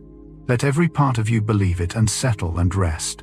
Deep beneath your grown and reasoning self, there lives a set of beliefs formed so early you cannot remember learning them. Convictions about whether the world is welcoming or harsh, whether you are worthy of love, whether your needs will be met when you reach out. Researchers who study early life have found that these first beliefs, absorbed before language from the earliest care you received, quietly shape how you love, how you trust, how you move through relationships all your life long. The child's conclusions become the adult's assumptions, so familiar they feel simply like the truth about how things are. If you learned early that comfort came when you needed it, you tend to reach for others with an easy trust. If that comfort was uncertain, you may guard yourself or cling in ways whose origin you have long forgotten. These old beliefs run beneath your choices, like underground rivers, shaping the landscape from below. It can be tender to realize how much of your present was written so long ago by a small child doing their best to understand a world they could not yet name. But there is deep hope here too, because these early beliefs, though old, are not permanent. They can be gently revised across a lifetime, softened by new experiences of safety and love, rewritten by every relationship that proves the old fears wrong. You are not sentenced to your first conclusions. And tonight you might offer that early self within you a little tenderness, the child who formed those beliefs so long ago doing the best they could. Hold them gently now. Tell them they are safe and loved and home. And let that old young part of you rest too. Some people carry a quiet belief that they are not the sort who rests well, that they are too busy, too wired, too responsible, that stillness is not for them. And this belief itself becomes one of the things that keeps them from rest. Researchers who study relaxation have noticed that our beliefs about our own capacity to unwind shape how readily we actually can, so that the person convinced they cannot relax finds relaxing genuinely harder, while the one who trusts in their own ability to let go slips into ease more freely. The belief becomes a gate opening or closing the very thing it concerns. This is worth knowing because so many of us have absorbed a story that rest must be earned, that stillness is laziness, that we are the kind of person who simply cannot switch off. But that story is not a fixed truth about you. It is only a belief, and beliefs can soften. You are in truth entirely capable of rest. Your body was made for it, has done it every night of your life, knows the way into it as surely as it knows how to breathe. Resting is not a skill you lack. It is a homecoming your body remembers. Tonight you might set down any belief that you are someone who cannot let go and try on a gentler one instead, that you are someone who can rest, who is allowed to rest, who is in fact resting now and doing it beautifully. Feel how that belief eases you, how simply trusting in your own capacity for stillness lets the stillness come. You can do this. You are doing this. Let yourself rest. Notice when you meet someone new, how much you have already decided about them before a single true word passes between you, and how that quiet expectation shapes the very first moments of meeting. When you approach expecting warmth, believing this person will likely be kind, you meet them with an open face and an easy manner, and that openness itself invites them to meet you the same way. Researchers have found that our expectations of others quietly guide our own first gestures, which then set the tone the whole encounter follows. A warm expectation becomes a warm beginning. This gives you a gentle influence over your meetings with the world, for the belief you carry into a room precedes you, shaping the air before you have spoken. Expect coldness, and you arrive guarded, and coldness answers.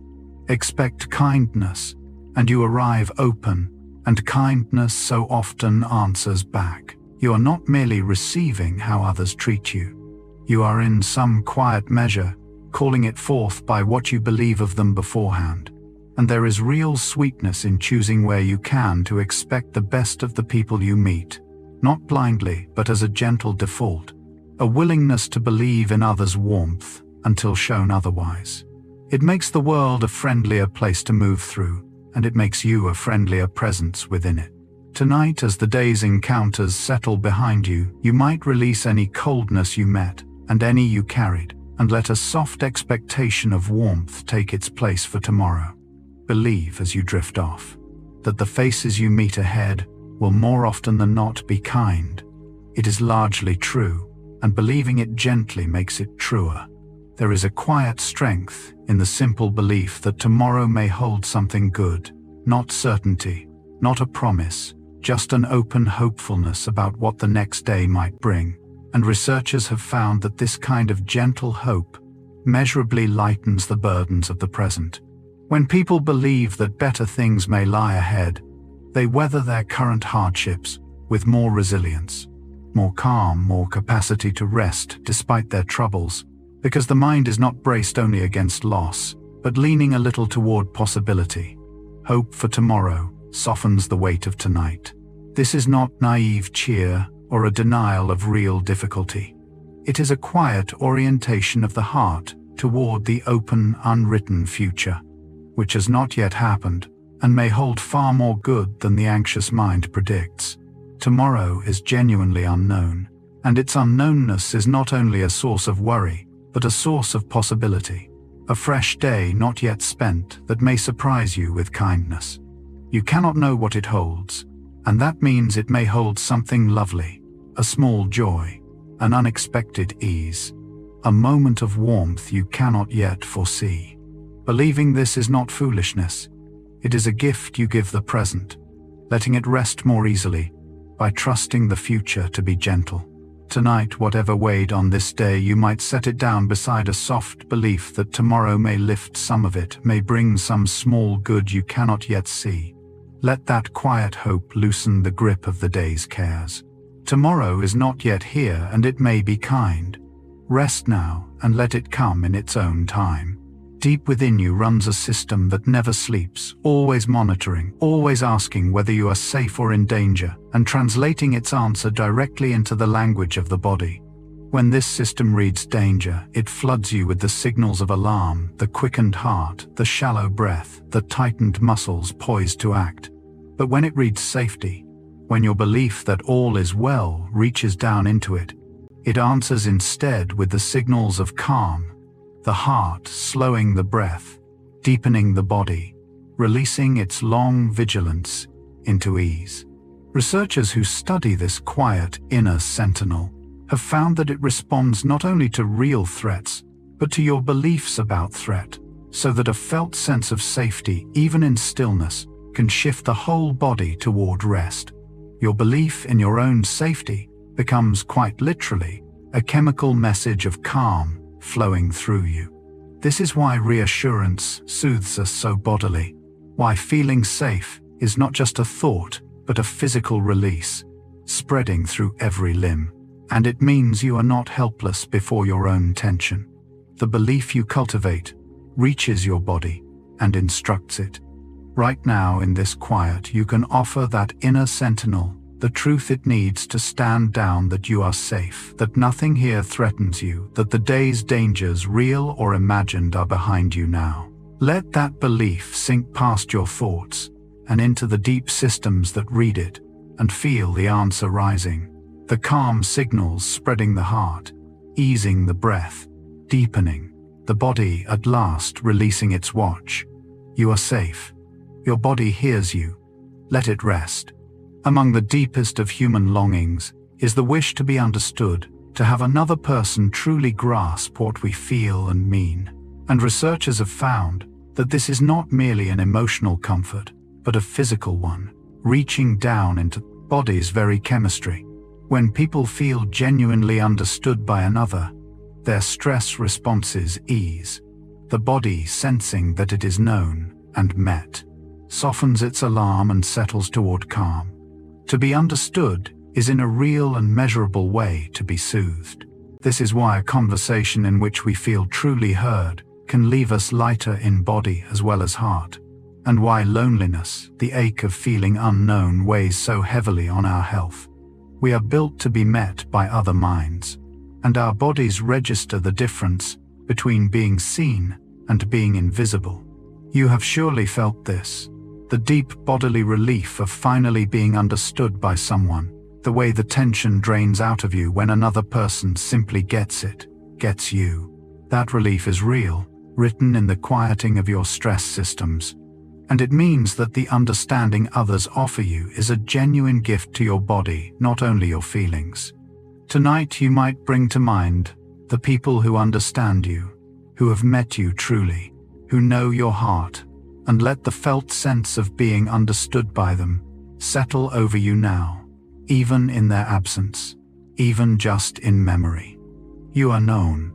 Somewhere, people hold an accurate and loving picture of who you are. Rest in the comfort of being understood, and let that knowing soothe you body and soul towards sleep.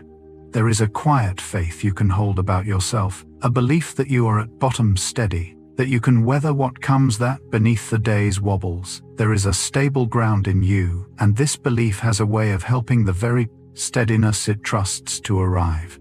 Researchers who study resilience have found that people who believe in their own capacity to endure tend to endure better, meeting hardship with more composure, recovering their balance more quickly, precisely because they trust that balance is there to return to.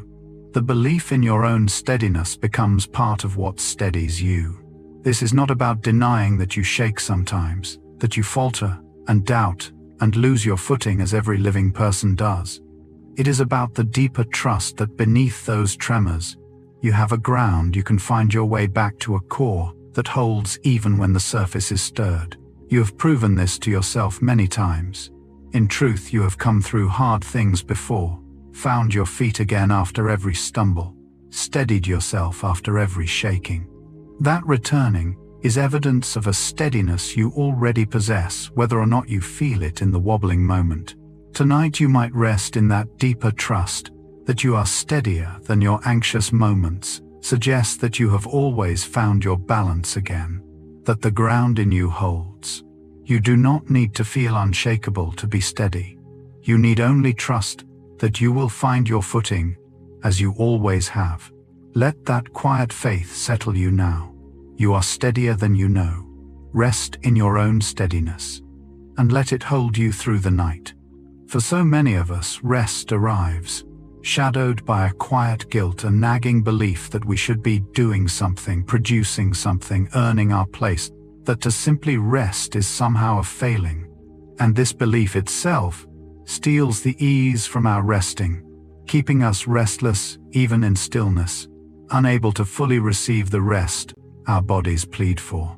Researchers who study well-being have found that how we regard rest shapes how much good it does us. Those who believe rest is worthwhile and deserved recover more fully from it, while those who see it as laziness carry their tension right into it and rise little restored. The belief that rest matters is part of what lets rest heal. This is worth taking to heart, because the guilt around rest is not truth. It is only a story absorbed from a world that too often measures worth by ceaseless doing. But rest is not the absence of value, it is the ground of it, the deep necessity from which all your doing draws its strength. You cannot pour from an empty vessel, and rest is how the vessel fills. To rest is not to fail. It is to tend the very source of everything you give. Tonight you might lay down entirely the belief that you must earn your rest, that stillness is something to feel guilty for. You have done enough. You are allowed to stop. Rest is not stolen time. It is yours by right, as necessary, as breath, as worthy as any labor. Believe that resting is worthwhile, because it deeply is, and let that belief free you to rest without a shadow of guilt, fully, gratefully now. Let us stay here in this quiet and let the world grow small and near. There is one belief your body is waiting to receive from you tonight, and it is the simplest one of all, that right now in this moment you are safe. When that belief settles into you, not as an idea you think, but as a truth you feel, the whole body answers the shoulders you have been holding. Drop the hands, unclench. The long tension of the day releases its grip, finger by finger. Your body has been standing guard quietly for hours, and it only needs your permission to lay the watch down. So give it now. Feel where you are held by whatever holds you, wrapped in the quiet dark, with nothing here that means you any harm. The door is closed. The night keeps its gentle distance. Nothing is asked of you now. Nothing awaits your vigilance. Nothing needs you to stay ready. You may let go completely. Let the belief in your own safety move down through you, like warmth spreading through water, softening your brow, loosening your jaw, easing your chest, releasing your legs until every part of you that was braced simply rests. You are safe here. You are safe now. There is nowhere you must be and nothing you must do but this, to lie here gently held and let your body believe at last that it may soften all the way down. Let it. You are safe. Let everything soften and rest. The mind, so busy all day, so full of reaching and planning and turning things over, can finally grow still when it comes to believe that this moment, just as it is enough. Nothing more is needed now. There is no problem here to solve, no future to arrange, no task the mind must keep hold of through the night. It may set it all down. So often the mind races because it believes it must keep working, keep guarding, keep spinning, that if it stops, something will slip. But nothing will slip tonight. Everything that needed doing has been done, or can wait gently until morning, held safely by a tomorrow that will keep. You might tell your busy mind softly that it is off duty now, that its long shift is over, that it may rest as the body rests. This moment asks nothing of it but presence, just to be here, in the quiet, in the dark, in the slow rhythm of your breathing. Let the thoughts that arise drift by, like leaves on slow water, unheld, uncaught, floating past and away. You need not follow them. You need not finish any of them. They may simply pass. This quiet is enough. This breath is enough. This gentle moment with nothing in it but rest is enough, and you are enough within it. Let the racing slow and slow and slow until the mind grows as still as the room, as still as the night, as still as your own softly falling breath. There is nothing to reach for now. Only this. Only rest. Notice your breath now, without changing it. Just notice how it rises and falls, faithful and quiet as it has all day, without a single request from you. And know this gentle truth: when you feel cared for, when some part of you believes you are held in another's love, the breath itself grows slower and deeper, the body settling into the ease of the safely tended. You are cared for. Somewhere. People hold you in their hearts. Think of you with warmth. Wish you well through this very night. Came. Whether near or far, whether waking or asleep, you are woven into a web of care, wider than you can see, carried in the affection of those who love you even now, even as you rest. Let that truth reach your breath. Let each slow inhale be a taking in of that care, and each soft exhale a letting go of all that pressed on you today. Breathe in gently and know you are held. Breathe out and let the day dissolve. There is nothing to do but this, to lie here cared for, and let your breathing carry you deeper into rest with each slow round. You do not breathe alone. You breathe as one of the loved, one of the held, one of the many who are cherished and do not always know it. You are known. You are held. You are cared for tonight and always. Let that belief slow your breath and deepen it, and let each gentle breath rock you like something precious toward sleep. Sleep is a shy and gentle guest, and it comes most easily to those who stop waiting anxiously at the door, for the quiet trust that sleep will come is itself the opening through which it arrives. You need not summon it, need not chase it, need not lie here willing it to hurry. You need only trust that it will find you, as it always has every night of your life, in its own soft time. Your body knows the way to sleep far better than your mind does. It has walked that path thousands of nights, and it will walk it again tonight without needing your instruction. So you might hand the whole matter over to your body now, releasing every effort, every worry about whether or when sleep will come. Let it be enough simply to rest awake or asleep, trusting that sleep is drawing near, even now, gathering at the edges of your quiet, like dusk gathering into dark. There is no hurry. There is nothing to do. Sleep is not something you must achieve. It is something you allow, something you sink toward the moment you stop reaching. So stop reaching now. Let go of the trying. Trust that your body is already beginning its descent, already loosening, already turning toward the deep. You are safe. You are held. Sleep is coming gently in its own good time, and all you must do is let it, trust it. Let the trust itself carry you down, past thought, past effort, past the last soft edge of waking into the quiet, where sleep is already waiting to receive you. Whatever tomorrow holds, it can wait. This is a belief you may rest in fully tonight, that the day to come will keep, that nothing of it must be carried into these quiet hours, that you are allowed to let it wait at the threshold until morning.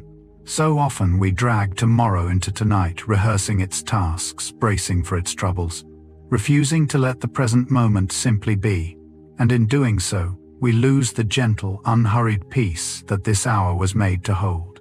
But tomorrow is not here. It has not come, and it does not need you now. It will still be there when the light returns, and you will meet it then rested and ready, far better able to hold it than you are in the tired dark. For now you may let it go entirely. There is nothing you must plan tonight, nothing you must solve, nothing you must carry forward through your sleep. Whatever waits can wait. Let this be a night with no tomorrow in it, only this soft present, this quiet room, this slow breath, this gentle sinking toward rest. The future is safely held elsewhere, and it asks nothing of you until the morning.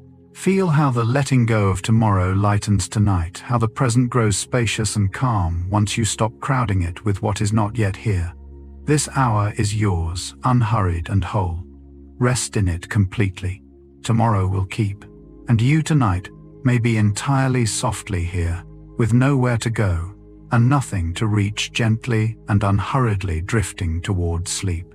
Of all the beliefs you carry, the ones about yourself press closest, and tonight you might choose the gentlest of them to hold. Not the day's harsh accountings, not the tally of what went undone or where you fell short, but a kinder belief, softer and truer, that you did your best, that you are enough, that you are worthy of rest and care and love simply as you. This belief is not indulgence. It is a warmth you may wrap around yourself like a blanket in the dark. So many of us lie down beneath a heavier weight, the quiet, relentless voice of self-criticism, replaying the day's small failures, whispering that we should have been better. But that voice is not the truth of you, and it need not follow you into sleep. You may set it down tonight. You may offer yourself instead the same tenderness you would offer someone you love, for you are as deserving of gentleness as anyone, and never more so than now at the tired end of a long day. Let a kind belief about yourself settle over you, that you are doing the best you can with a hard and beautiful life, that your worth was never in question, that you are held in a love that includes you too. Feel it come, like warmth, spreading through you, softening the sharp edges of self-judgment into something gentle and forgiving. Be kind to yourself tonight. You have earned this rest, and this tenderness, and this peace. Let the kindness settle over you, and rest beneath it warm and forgiven all night long. There is a moment at the close of a day when you may lay the whole of it down, and the key that unlocks that moment is the belief that you have done enough. Not everything, for no one ever does everything, but enough. Enough was attempted, enough was given, enough of you was spent in the living of this day. And now you may set it down. Picture the day as something you have been carrying, all its tasks and worries and small efforts held in your arms growing heavier as the hours passed. And now gently you may lower it to the ground and let your arms rest empty. It is finished. Whatever remains undone will wait, or will not matter, or will find its own way in time. Your part for today is complete. You need carry it no further. So many of us lie down, still clutching the day, still turning over what we might have done differently, still holding the weight that the night was meant to relieve. But you may release it now entirely. You did enough. You were enough. This day asked much of you, and you met it as best you could, and that is all that was ever needed. Let the belief that you have done enough spread through you like relief, loosening your grip, emptying your arms, freeing you at last to rest. The day is over. You may put it down. Let it go, all of it, and feel how light you become. Without it, how ready for sleep, how deeply gratefully done. You have done enough. Rest now. Beneath so many of our restless nights lies a quiet ache, the sense of not quite belonging, of being a little apart, a little unheld by the world. And tonight you might offer yourself the gentlest counter to that ache, the soft belief that you belong here, that you have a place, that the world is home to you and you to it. For you do belong. You belong to the people who love you, to the long chain of those who came before and those who will come after, to the quiet company of every soul who has ever lain down in the dark and hoped for morning. You are not a stranger here. You are woven into the great fabric of living things, one thread among countless others, held in place by the very existence of everyone and everything around you.